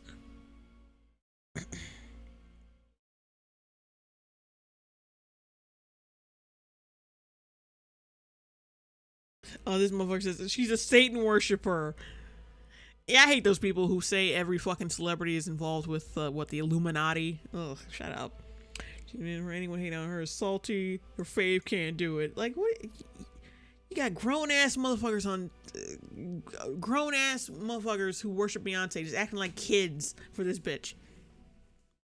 Beyonce is a goddess. The only thing I hate about Bey is the fact that she's with that ugly dude Jay-Z and not me. Jesus Christ, it's so fucking pathetic. There's nothing but incels and repressed lesbians worship Beyonce. I'm sorry. It's just facts. Now, can white women do black hair? Oh, Jesus. Here we go with this bullshit. Y'all, Rachel Dolezal is out here cash cropping our cornrows. Just look. So? Like, yeah, she's got bigger problems than fucking braids. She's batshit. Like, she's cray. She's cray, okay? Braids are the least of that bitch's problem. Oh, look, a meme. Look, the black chick who's squinting and looking. It's a meme because the kids like the memes. You gotta get the subscribers. And you gotta get people to stop disliking our videos. Welcome to Judge of Characters, where black hair matters. It all started when this girl shared a shocking discovery. America's least favorite black identifier braided her mom's hair. Right? So, yeah, I guess you're just jealous because a white chick can actually braid fucking hair? Rachel Dolezal is trying to be as black as possible, even doing hair in the kitchen and frying chicken at the same time. That chicken do look good, though. Rachel, how come every time I come in the kitchen, you in the kitchen? Black hair has been co-opted. Oh, see, it's a joke from Friday. Yeah, because that's what the youth like. That's what the black youth like. The Fridays. They like the Fridays movies. Since forever. There's a plethora of non-black women who go on vacation to the... Hey, what the fuck is up with her edges? What's up with the side of her head? What happens to the hair? What happens to the section? There's a section of her fucking hair missing. Black hair is beautiful, but don't film me at the sides because a tractor made its way to my fucking scalp. Like, what the fuck? Non-black women who go on vacation to the Caribbean and get their hair braided by locals. And then there are the Kardashian sisters who get braided up and attribute the look to boxers and Bo Derek. So, they look good. Who cares? Fucking braids, like, just keep getting your fucking hair braided. No one's stopping you from getting your hair braided, and they're not ruining anything, so I don't know. Then there's Marc Jacobs, who puts his models with the least amount of melanin and Bantu knots. And then... Oh my God, as if putting your fucking hair in bundles on top of your goddamn head is some dignified thing. Because I know what Bantu knots look like. I've seen, like, you know, like, if you're watching this, you know that bitch, the chick from Orange is the New Black, Crazy Eyes? Those are Bantu knots. That's what those are. Now, you look at that and tell me, oh, you know what? That's a really nice fucking hairstyle. It's not. You look I think that's a really stupid. Like, if it depends on how big they are, actually, but the medium to large ones look stupid. There are some that look good, but these, like this shit, and the ones Crazy Eyes have, like, Bantu knots are not that great. They have to be specific. They have to be done a specific way to look good, and half the time they do not look fucking good. 2 knots. And then we can't forget about the multi-step process to get afro hair from Allure. Can we help that we're trendsetters? That's not really even afro hair. That's not a fucking afro. Like, it's puffy and it's up, but that doesn't really make an afro. Like, I've never understood that shit. Her hair is like up and frizzy, and that's about fucking it. When I think afro, I think of that shit from the 70s. You just got a big fucking bramble patch on your head. That we're trendsetters? And ahead of our time, look at these 8 and 10-year-old babies slaying these braids. Yeah, I used to braid. I braided when I was self-taught, and I braided when I was young. I don't see why that is some huge fucking accomplishment. Oh, I learned how to do my fucking hair because my parents aren't fucking idiots who didn't teach me shit. You know? That's a huge fucking accomplishment. That's not really reflection of the child, but more of the parents. The parents taught them how to do hair because that's what you're supposed to do. Just like teaching your kid how to cook, clean, and shit. You're supposed to be doing that. And you're not going to get kudos for that because you're supposed to do it as a parent.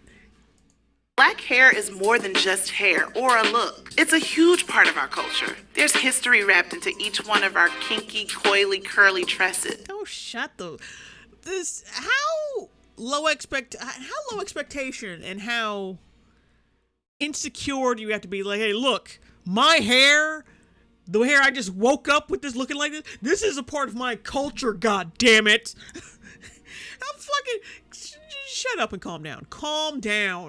From pre-slavery to Issa Rae, black hair has always been intentionally innovative. It's been said that during slavery, cornrows were used as maps to help guide slaves to freedom. Braids were also said to help relay Hang on a second. Let me check the chat.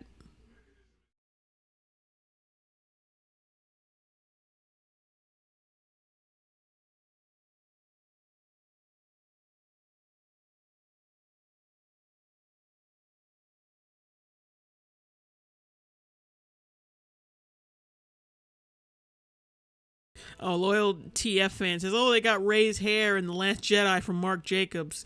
Good to know what Rian Johnson is interested in. And loyal TF fan says, ugh, dreads were invented by Vikings long before black people did. Yeah, that's true. Lady really thinks very lowly of black people. Yep.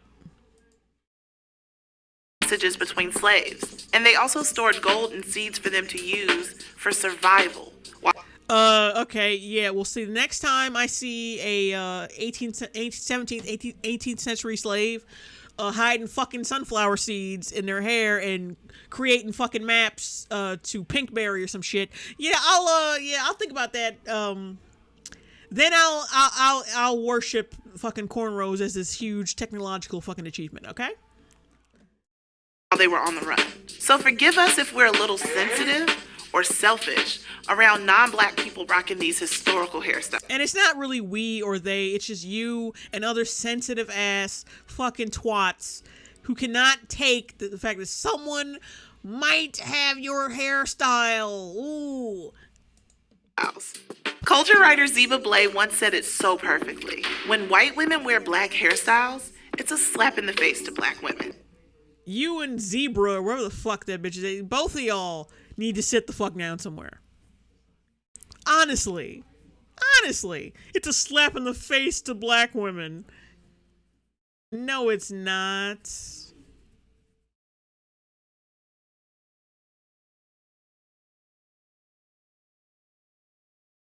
Oh, Jesus Christ. It's just... the level of pathetic is hard to swallow right now. It's like a slap in the face to black women. Look, just because you can put parts in your hair and then take that little bit of hair and twist it around does not make you Jesus. Like, what the fuck? Speaking of slaps in the faces of black women, this white woman became the first person ever jailed for racist verbal abuse in South Africa. And here she is, rocking cornrows in court. So, like I said, cornrows are not specifically black. They're just not. It's just hair that's parted and braided. French braids were also a thing. That was actually a Dutch thing. So if they're the ones who kind of like, if that's where that originated from, then yeah, you're not the first one who came up with it, and you're not the innovators of that shit. I'm sorry, but no. She did have to get that jail look together. What about when white women do black hair? Is that considered a slap? I'm gonna go ahead and say yes, especially Oh yeah, hold on. if that slap comes from Rachel Dolezal's white hand. Let's look at the tweets. Why don't y'all just go right ahead and admit that you didn't want Rachel Dolezal to be good at braiding? Let's look at the tweets. Is that considered a slap? Jail look together. What about when white women do black hair? Is that considered a slap? I'm gonna go ahead and say yes. No, it's not. You're just mad because there's someone out there who's learning your shit and is gonna that's gonna spread it around to other fucking white people because you're a black supremacist. You're a racist water buffalo. That's what you are. But see, the thing is, most black women aren't fucking worried about this shit. It's just this small subset of people called what's the word? Racists. Especially if that You're no fucking different from a white conservative father who hears his white son speaking slang or some shit and tells him to knock it off because that's unintelligent speak or because only niggas talk like that. You're no fucking different from those people. You're absolutely no different.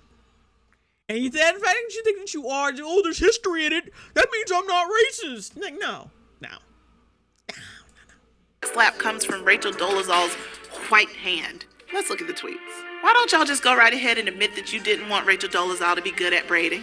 Exactly. Whoever that motherfucker is, he's basically absolutely right. I don't care how hard my life gets. If my only option to do my braids is Rachel Dolezal, I'm going on YouTube to learn my damn self. Rachel Dolezal's true mission is to infiltrate the black community and destroy black women's edges. The woman who braids my hair is a white redheaded woman for over 10 years. She be doing it. She understands my hair, so she knows how to be gentle with it while still getting styles to hold. My hair is fine. Let's judge these characters. Yeah, funny how she didn't say shit about that. We gotta put a couple of, things criticizing my thing because, we gotta look like we're not racist even though we fucking are racist. Yes, white women can do black hair. Well, some of them. Some black women can't do black hair. I mean, cornrowing is hard. But my conclusion It's not really. is this. Black hair is sacred. Like, you just said, oh, look at this black kid braiding and shit. Like, braiding is supposed to come so naturally to us because of our melanin and our black blood. But braiding is hard. No, it's not. Not really. Once you learn how to do it, it's like riding a bike. Like, doing it with fake hair, though, is really fucking hard, though. It's difficult. That's a technique you gotta learn. We don't have time for Rachel Dolezal's hands to be all up in it, the colonizer motto.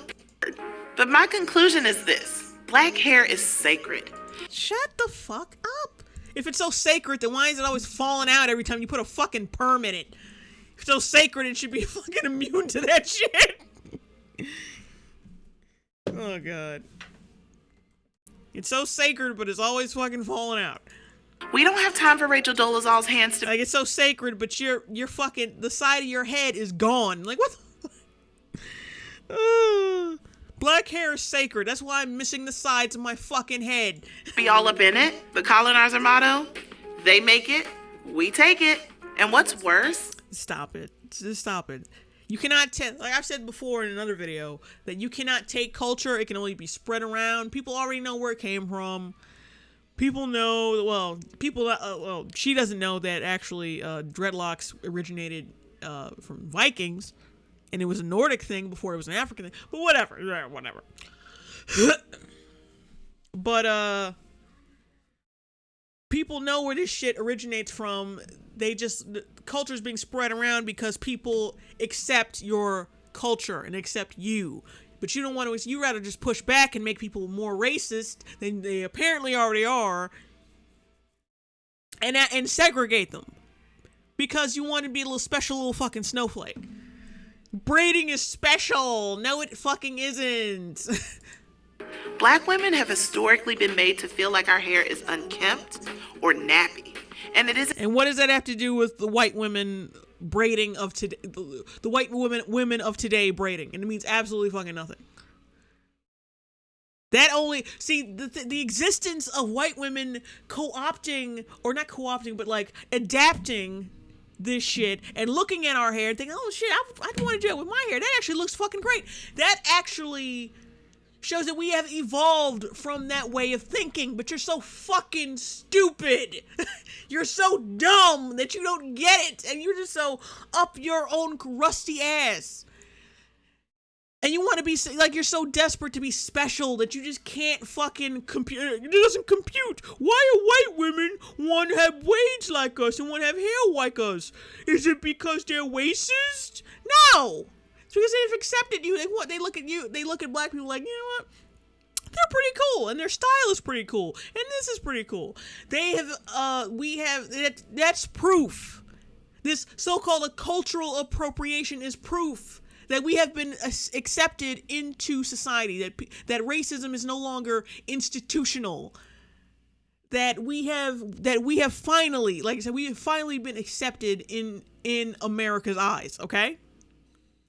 Black women's hair used to be thought of as unkempt and ugly, and now people don't think it's ugly, so now we can't be special and be oppressed anymore, so now I'm fucking draining chicken grease out of my eyes, out of my tear ducts. Like, shut the fuck up. Considered good or professional. I sentence all of the thieving white hands to back away from our hair.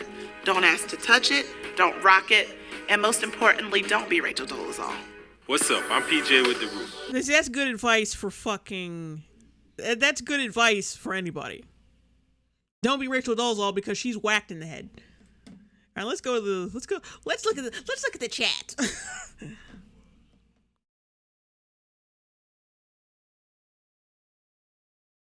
Alice Valentine says, I don't like cornrows. They're painful as hell to get. Yeah, it depends on who's doing them, and it depends on how they're being done. They can be painful though. If you're tender-headed, definitely. And then Loyal TF fan says, this is like white people complaining about black people dominating American sports. Last time I checked, the only time they stopped watching was when the athletes started to take a knee. Okay.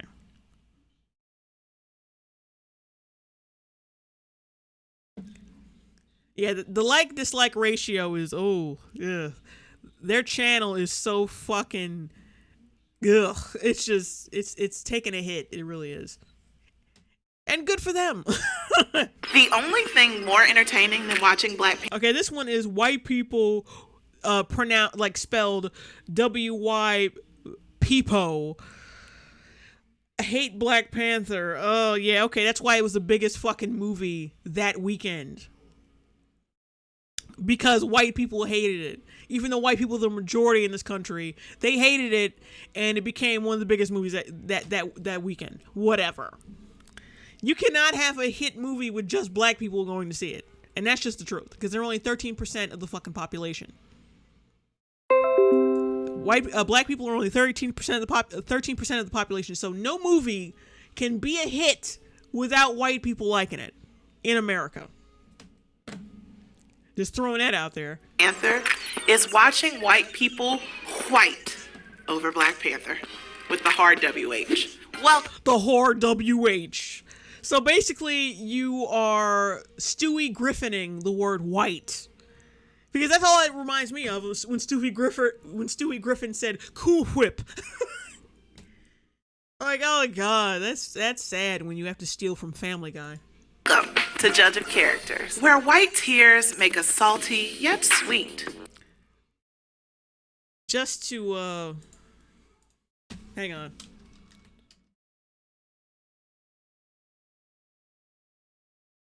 Oh, I have it in caps for some reason. Okay. Let's see.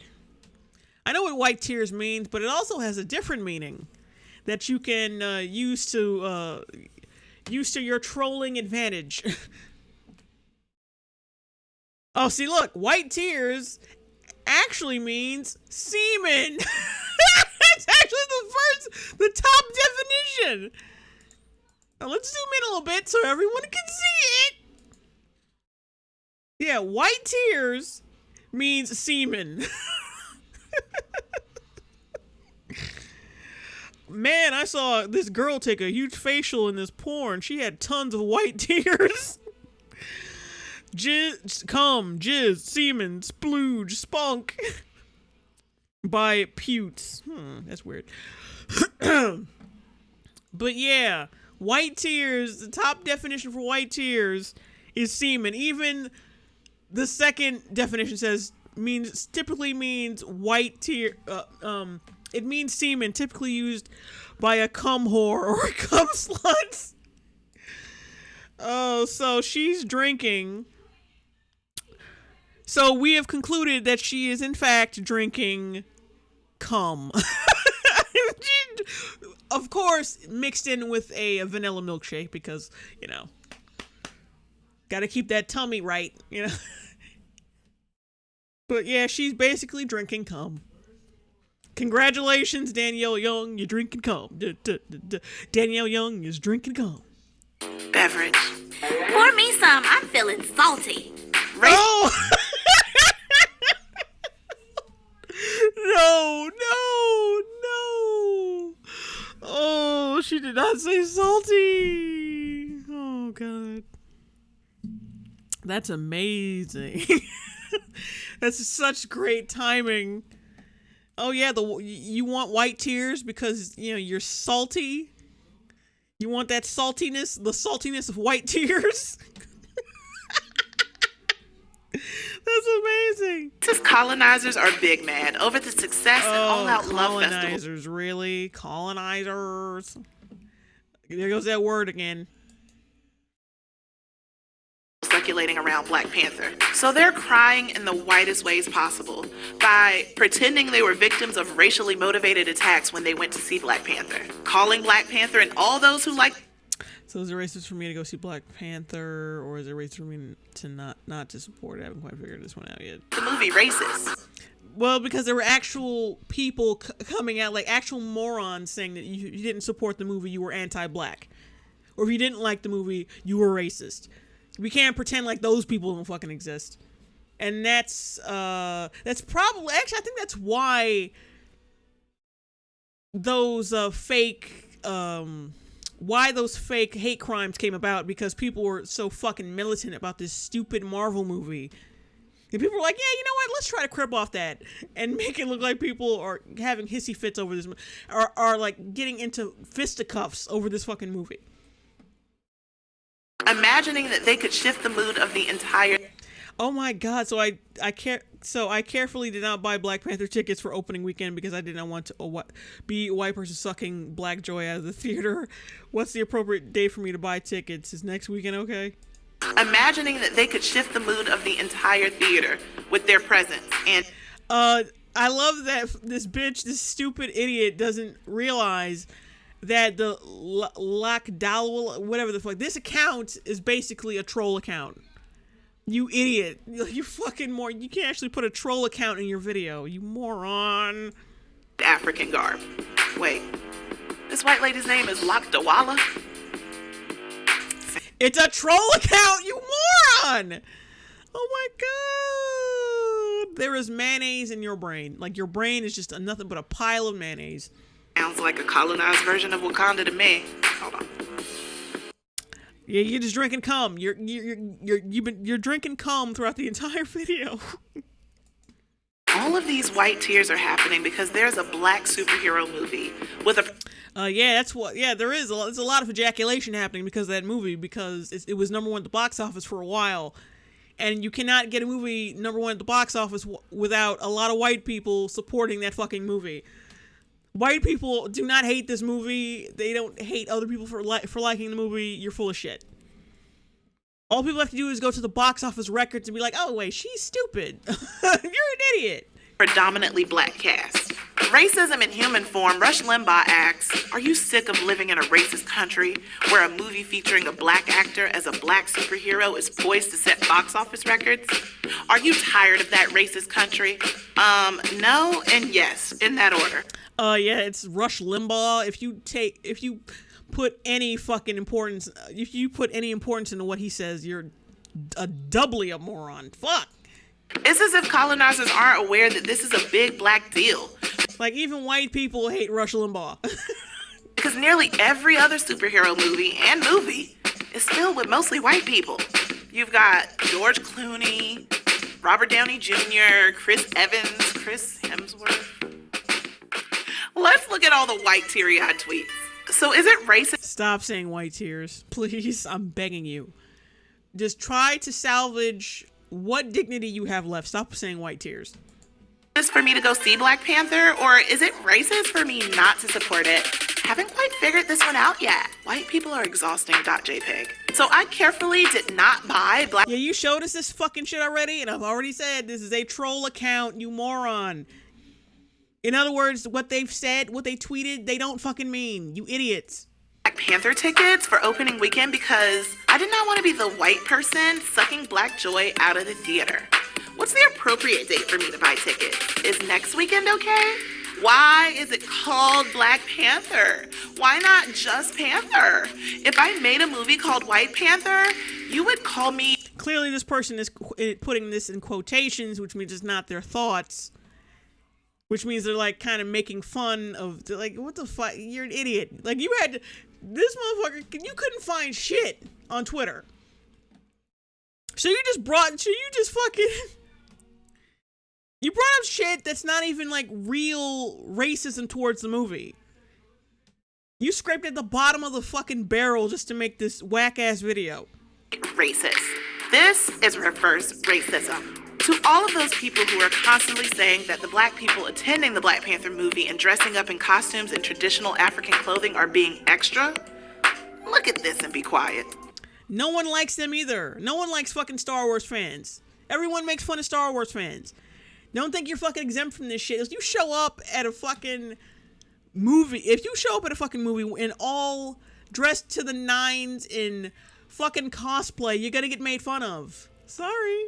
Because you look like a fucking dork. And it's the same thing. And the Black Panther fans took it the extra mile and did the Black Power fist at the goddamn screen. And it's so cringe. It's so cringe. But see, the difference is, well,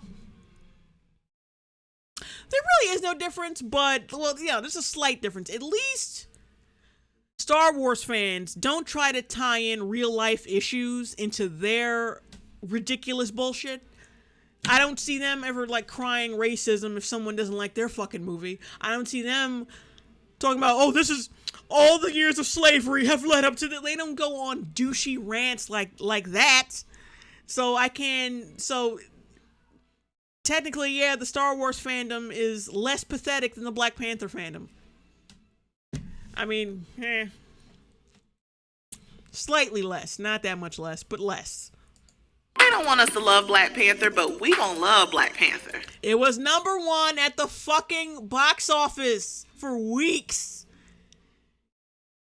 Pumbaa. In fact, we loved it so much, it made 241.9. Yeah, you thought that was all black people? Black people are only 13% of the American population. You did not make that. You did not get that movie. You did not get that movie to those numbers alone. Stop it. Just stop it. 96 million in North America in its opening weekend alone, and over 404 million globally. Haters will say it's Photoshop.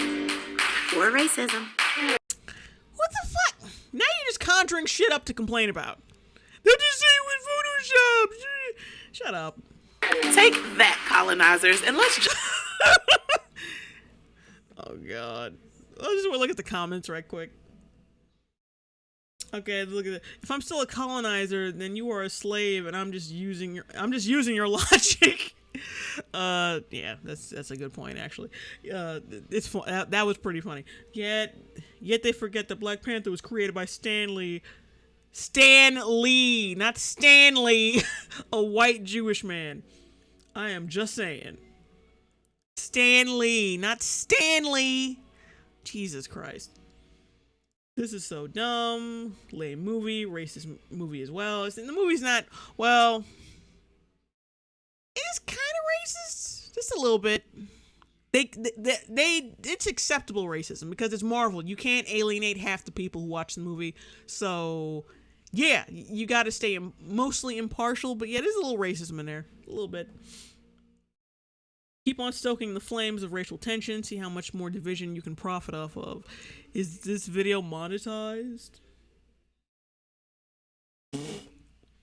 Honestly, I'm black, and if I'm being honest, Black Panther wasn't even that good. The movie doesn't deserve all this hype.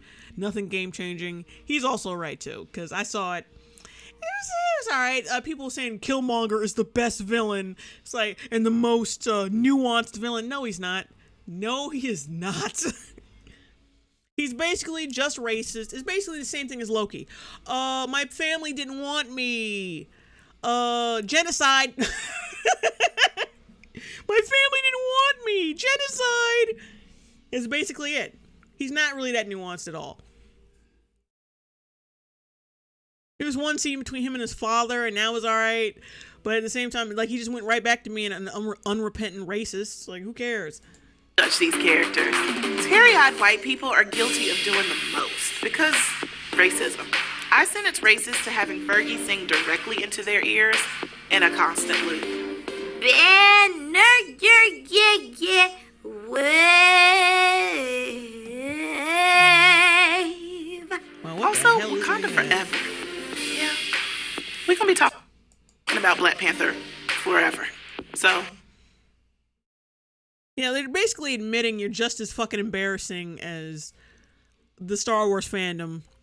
Yeah, you don't try to do anything like, and you think that's actually a good thing.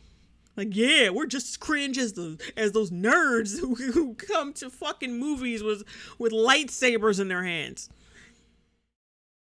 But when we do it, it's dignified because we bolster it with all this slavery bullshit and those civil rights. We finally see ourselves on screen, even though we've had black fucking superheroes before. And Luke Cage fucking existed before Black Panther. Jesus Christ. Deal with it. What's up? I'm PJ with the She could barely get her arms across her chest. Anyway, what's next? What else we got?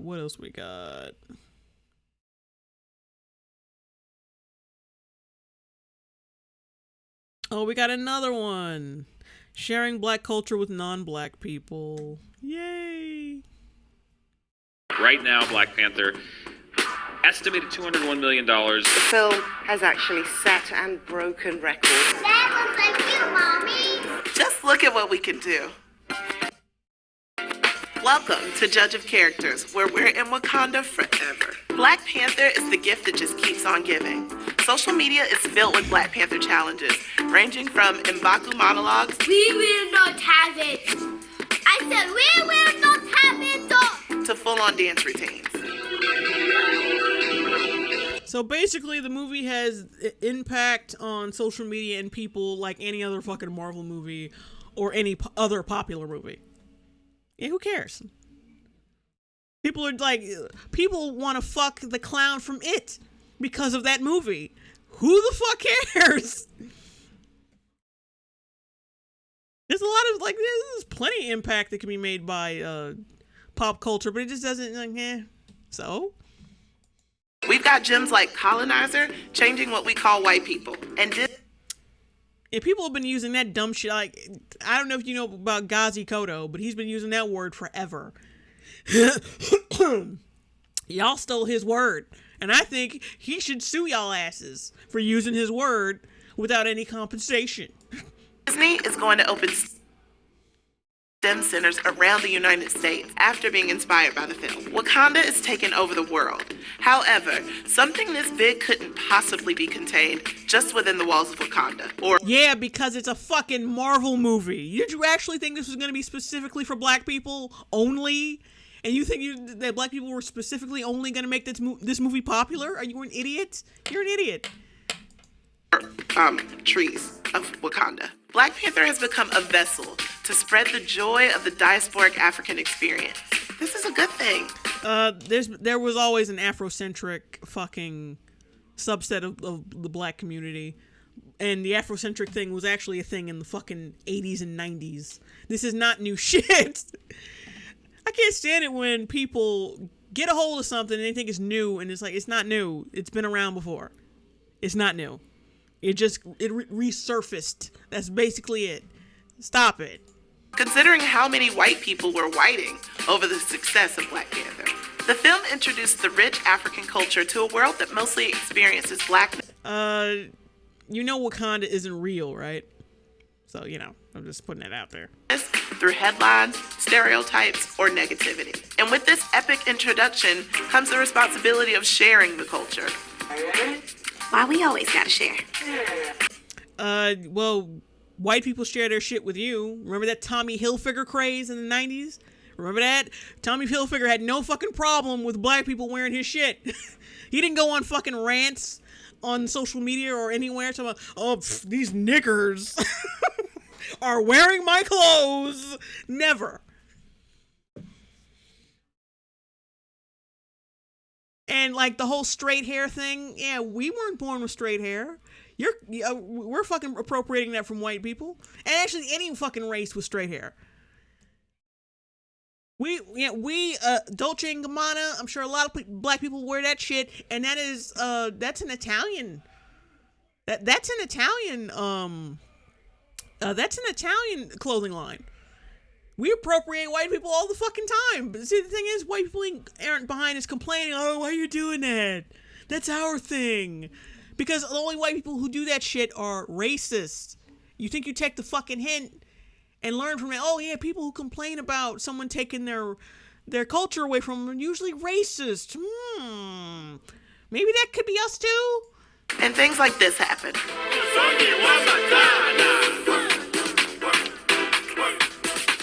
So, the only thing that was really stupid, though, is that chick's facial expressions.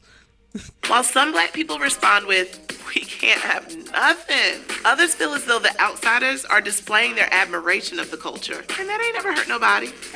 Doesn't it? But you're going to go completely against that sentiment and say it does hurt people anyway. Because you are a cipher. A bloated cipher.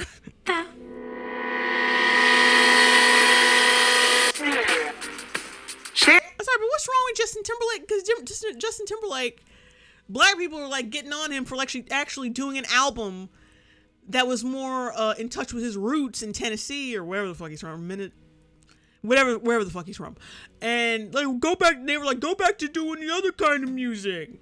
But apparently, make up your fucking minds, really. Sharing is caring, right? Let's look at the comments. Can't you see the beauty in this? Can't you see the opportunity? Can't you see the bridge that's being built? Our culture has reached all the way to Russia. And rather than rejoicing, you clowns are complaining about cultural appropriation. Are they wearing... enjoy the movies. But you don't have to imitate the culture. I studied Greek mythology in school and loved the stories, but I didn't walk around in some toga dancing like Zeus and... But I'm sure you have straightened your fucking hair, which is a white person thing. They're known for having straight hair, so stop perming your fucking hair or shut up. Let's judge these characters. And also stop wearing clothes made by white people. And then maybe I'll take that shit seriously. Because our culture is often stolen, many people... It's not fucking stolen! White people are wearing our shit and enjoying it. It's being stolen. My identity is completely centered around frivolous shit like clothes, hair, and makeup. And I think my identity is being stolen because that's all my personality is centered around. Color have a form of cultural PTSD when it comes to other cultures embracing ours. And while we want to be embraced, it's... What did she say about fucking PTSD? of cultural PTSD. Stolen. Many people of color have a form of cultural PTSD when it comes to other cultures embracing ours. And while we want... I'm sorry, but you do not inherit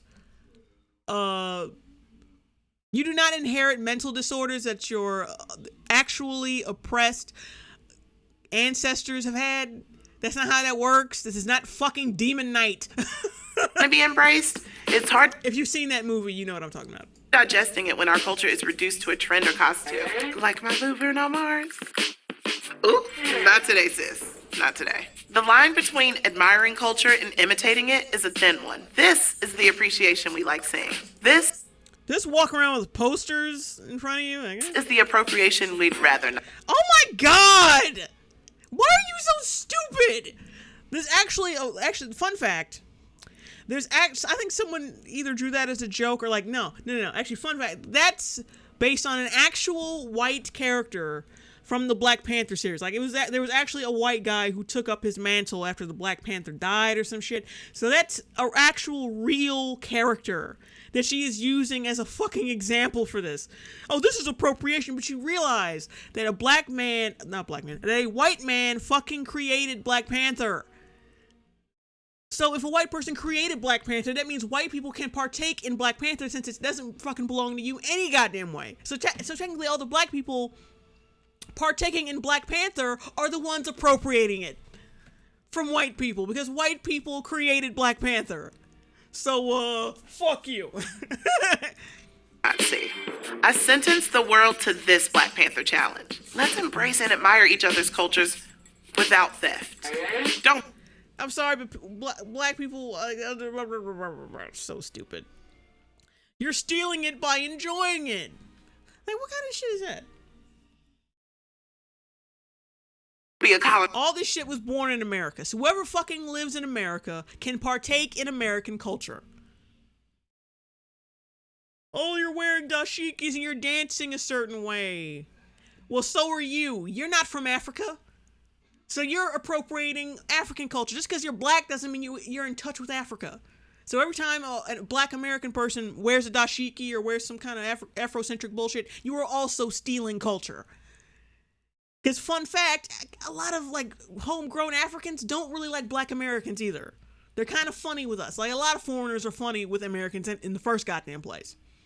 So I don't think you'll be 100% welcome there because you wear dashiki every now and then, because that's not how that shit works. They'll treat you like shit if you coming up in there shucking and jiving with a goddamn dashiki on without even knowing the history. They'll fucking side eye your ass too. So don't think this is just gonna be white people. It's gonna be you too. If you're from this country and you adapt to their culture and they have a problem with it, they're gonna fucking tell you. Because it's about Americans. It's not about white people. Like, a lot of fucking Africans don't like African Americans. Just to let you know. You're not gonna be at one with these fucking people just because, I wear a dashiki every now and then, and I saw Black Panther, and I use cocoa butter. Colonizers. What's up? I'm PJ with the Root. That's the thing I want to get off my chest right quick. Black people who think they're in touch with Africa, even though they haven't been anywhere near fucking Africa, apart from watching Black Panther. Like, you're at the same, when you go in Africa, you're at the same, you become at the same level. You become that same white person that you talk shit about in America. That's what your level is at, because a lot of Africans don't like African Americans. Because it's that kind of xenophobia in a lot of countries. Like a lot of Japanese, like a lot of people in Japan, there's a lot of xenophobia in Japan with white people and all that shit. Like there's a lot of cultures have are funny about Americans or white people and even black Americans. And that's the thing that's the thing she needs to fucking realize, and people like her need to realize that just because you are black doesn't mean you are in touch with Africa. That is not how that shit works at all. Okay? You need to be respectful of people's cultures, just like white people have to.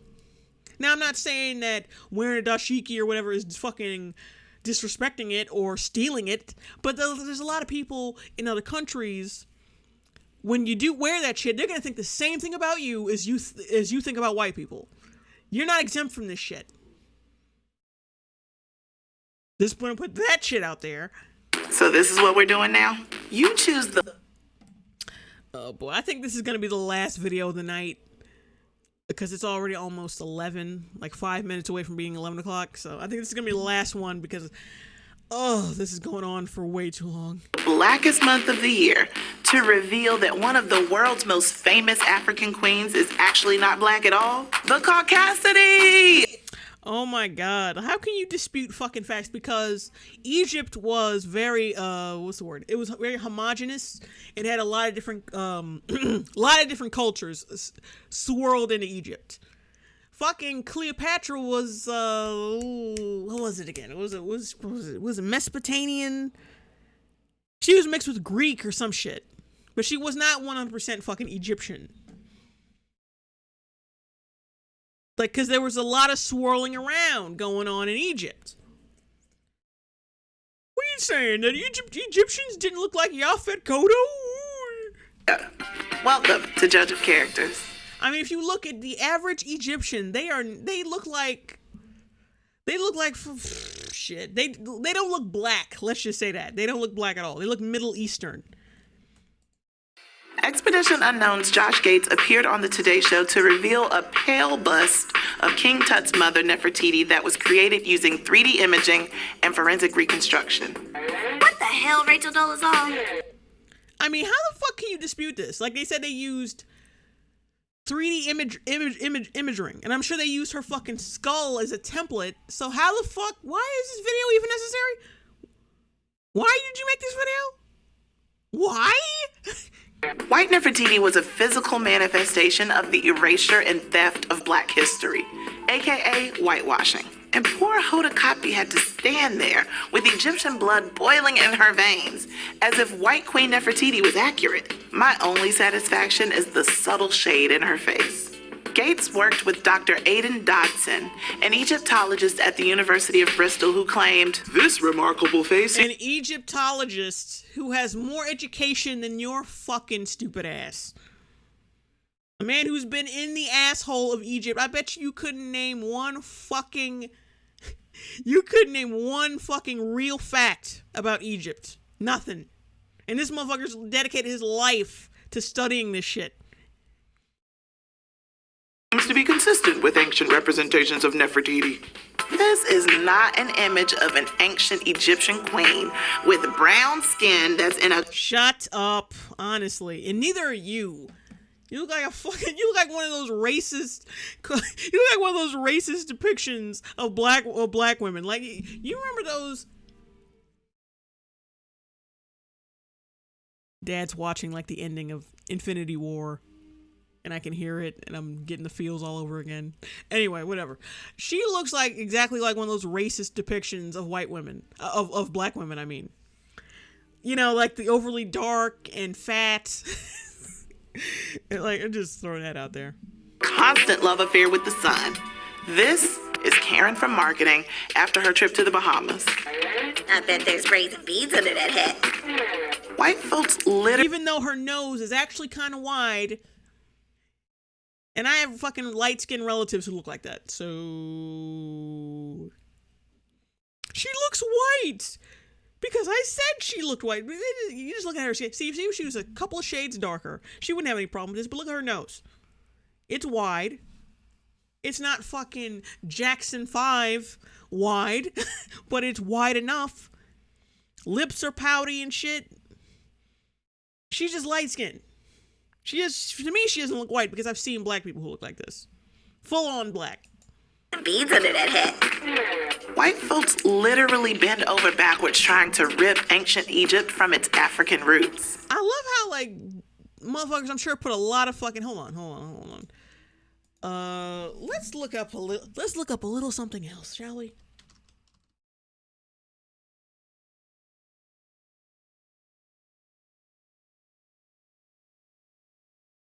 I want to know how they made this, because I'm sure they went off some other shit.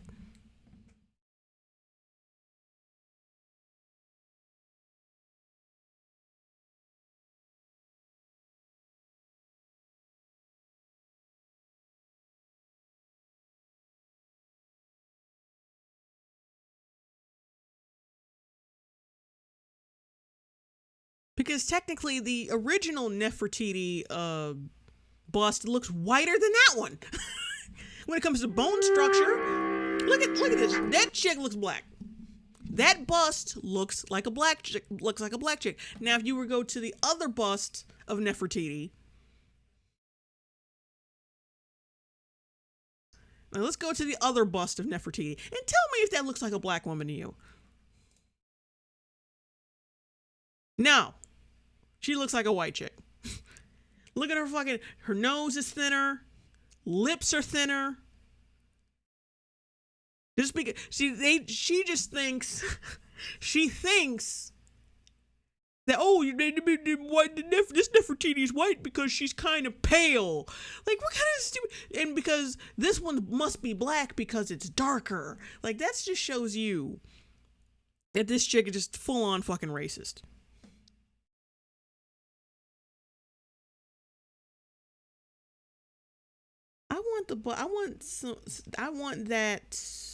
Let me just get this one. I don't know. We'll see what happens. But I want the full story behind this bust. That's what I want. I want did he scan like some bones or some shit? Where did he get this information from?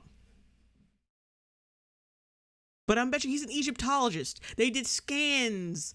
He's been studying. He's been involved in this shit his entire. He's gone to school for this shit. And this uneducated trollop wants to be like, no, it's wrong. It's wrong because she's too light. Even though, look at this bust. Like, that's the original bust. Like, these pictures right here. That's the original bust right there. And this is the other Nefertiti bust, the newer one. Now, this one actually looks darker than that one. This is because they're both in full lighting. This one looks darker. This one looks darker than that one. And the one on the right actually looks blacker than that one when it comes to black features like the lips and the nose, even the ears to some extent, and the cheekbones. The new Nefertiti bust actually looks blacker than the other one. But I bet you, like, this chick just secretly is just ashamed of black features, and that's why she's lashing out like this. It has black features, ew! But oh no, wait, I can't say that because people think I hate myself and my own blackness, so let me just say it looks like a white chick, even though it fucking doesn't. It's in Africa. Get over it. Gates said. And just because Egypt is in Africa doesn't mean anything. Egyptians are mostly fucking, I mean, like I said, they're homogenous, but if you saw the average Egyptian now, they would not look like, what's his name? That actor. The guy who plays an iRobot or Mr. Robot. Rami Malek. Does he look like a black kid to you? He's Egyptian. Him and his brother. You saw pictures of him and his brother. You'd be like, okay, they're not black. They don't look African. You think they were probably Latino at best. Because they don't look black. This because there are white people who actually live in South Africa and from South Africa and were born and raised in South Africa. You wouldn't say they were black? You fucking moron. Nefertiti's accomplishments are anything but skin deep. For like many of history's most important female figures, her legacy has been obscured. You are the one obscuring figures. How exactly? Because it came out like a shade lighter than you liked it to be? Get the fuck over yourself.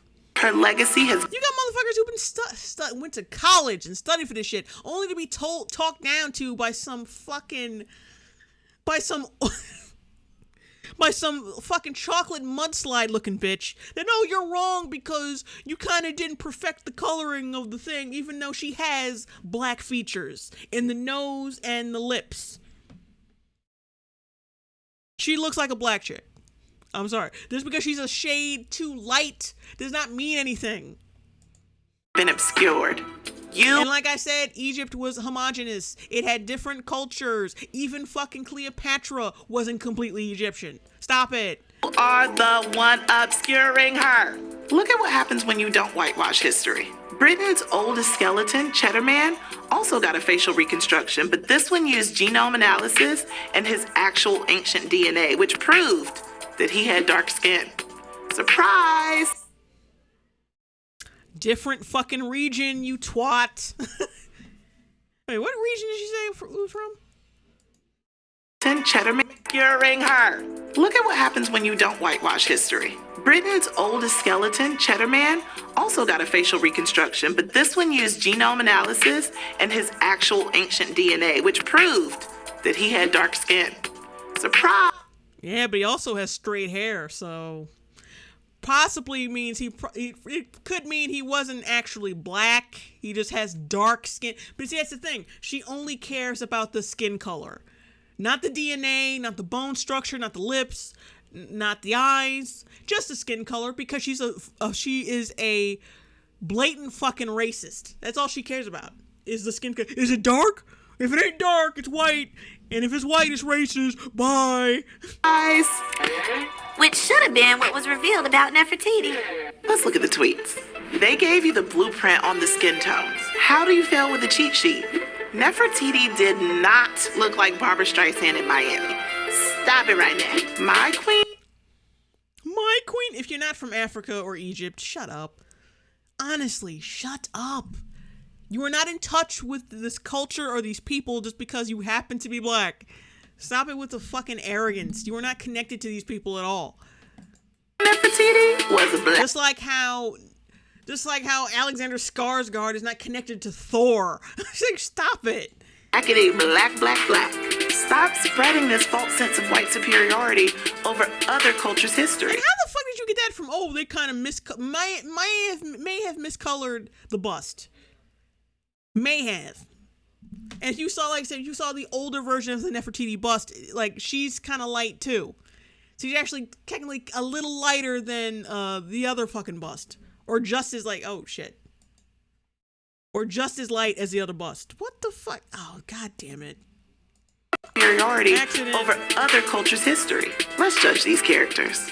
Gates and those who have been privileged enough to rewrite history continually wipe. How the fuck is he oh, we didn't color it well enough. Obviously, we're just rewriting fucking history.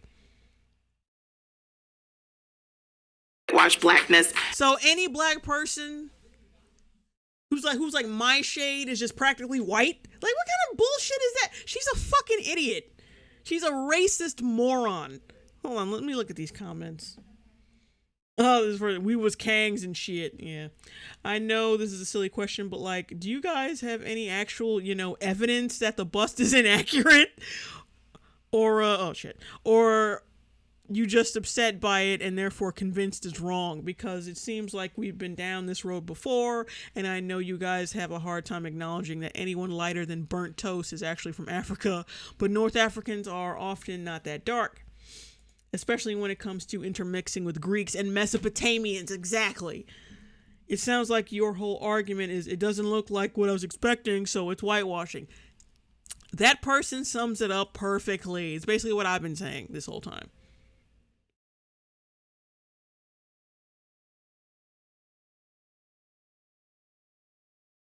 Yeah, basically. Out of all things royal, now is not the time to deny black people of our royal roots. This would not fly in Wakanda. This would not. And this wouldn't fly in Wakanda. Wakanda is not real. It's not real, you pathetic sack of shit. You pathetic slab of ham hock. honestly, if history's And what the fuck are you wearing once again? She looks like she's wearing half a prison uniform with a harmonica with a harmonica strapped to her neck, and what the fuck is she wearing? not being whitewashed, it's not being taught at all. We live in a world where only 8% of American high school seniors know that slavery was a catalyst for the Civil War. Blame it on bad textbooks, inadequate educators, or whatever. Just know that American students aren't learning factual. So wait, only 8%? So she basically admitted only 8% know about are getting misinformation. Only 8% out of the other 92% that know different. Hang on, let me rewind that. Let me see what it says. Let me go back to what she said exactly. Honestly, if history is not being whitewashed, it's not being taught at all. We live in a world where only 8% of American high school seniors know that slavery was a catalyst for the Civil War. Why does that sound like horseshit? I must be one of the few 8% in all the people who were in my fucking graduating class. We must have been like part of that 8% maybe. I don't know. Because that sounds like total fucking bullshit. Because if I learned it in my whack-ass fucking school system, you know some rich white motherfucker somewhere in their highfalutin school with all the funding and all the new books learned that shit before I did. On bad textbooks, inadequate educators, or whatever. Just know that American students aren't learning factual American history that includes the painful foundation. Oh, and they're going to learn it from your fucking channel? You think just because a bust of Nefertiti isn't 2 shades darker that she magically isn't Egyptian anymore? Like, you're a fucking idiot. You're a twat. And formation. And your part is entirely too far apart. Your part is entirely too wide. Of this country, slavery. I sentence white America to learning its true history that's as rich, flavorful, and black as it actually is. And I summon Queen Nefertiti to fiercely haunt every... See, look at this Nefertiti. She does not look fucking black. She looks more Eurocentric than the other one, than the new one. Look at her! Her nose is European. Her lips are thin. Bone structure isn't quite hitting it. Like, she's not. When I look at that, I don't think because she's only looking at the skin color. I'm like, yeah, that's black. I'm not gonna look at the fucking bone structure or anything, and what the bone structure that is, or like the nose size or the lips or anything. What is usually attributed to black features? No, just the skin color. According to her, that crazy bitch who fucking tanned her skin to look damn near black is black. Because her skin is black, so she's black. Refuses to believe in her melanin. The only reconstruction of Nefertiti I acknowledge is Iman. You know we're dedicated to bringing you more serious... You look to a music video for your knowledge of Egypt. I'm not surprised by that. You also get your knowledge of nutrition from the back of a jar of marshmallow fluff. Oh, let's look at the chat. Oh, we got some new people in here.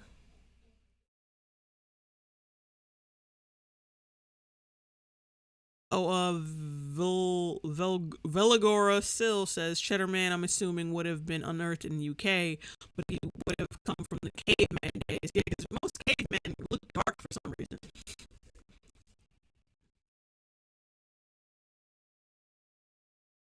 And Solomon Dow says, I'm patiently waiting for JLC Ladies' more accurate 3D Nefertiti bust. Put your money where your mouth is. Rumia's Realm says, my queen, you weren't there when she was around, idiots.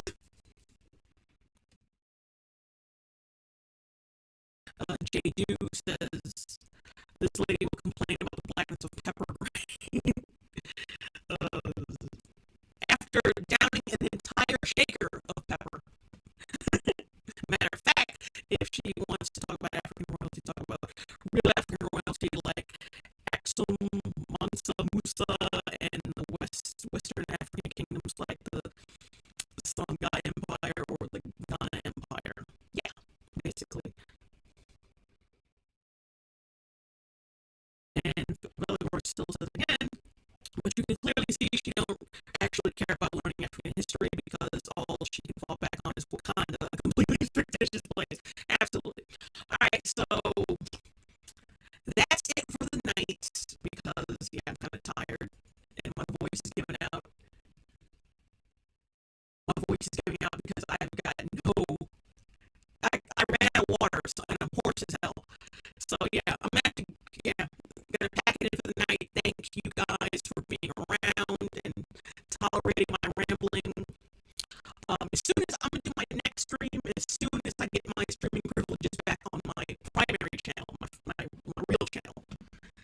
And oh yeah, the Beauty and the Beast thing, still working on that. Definitely 100%.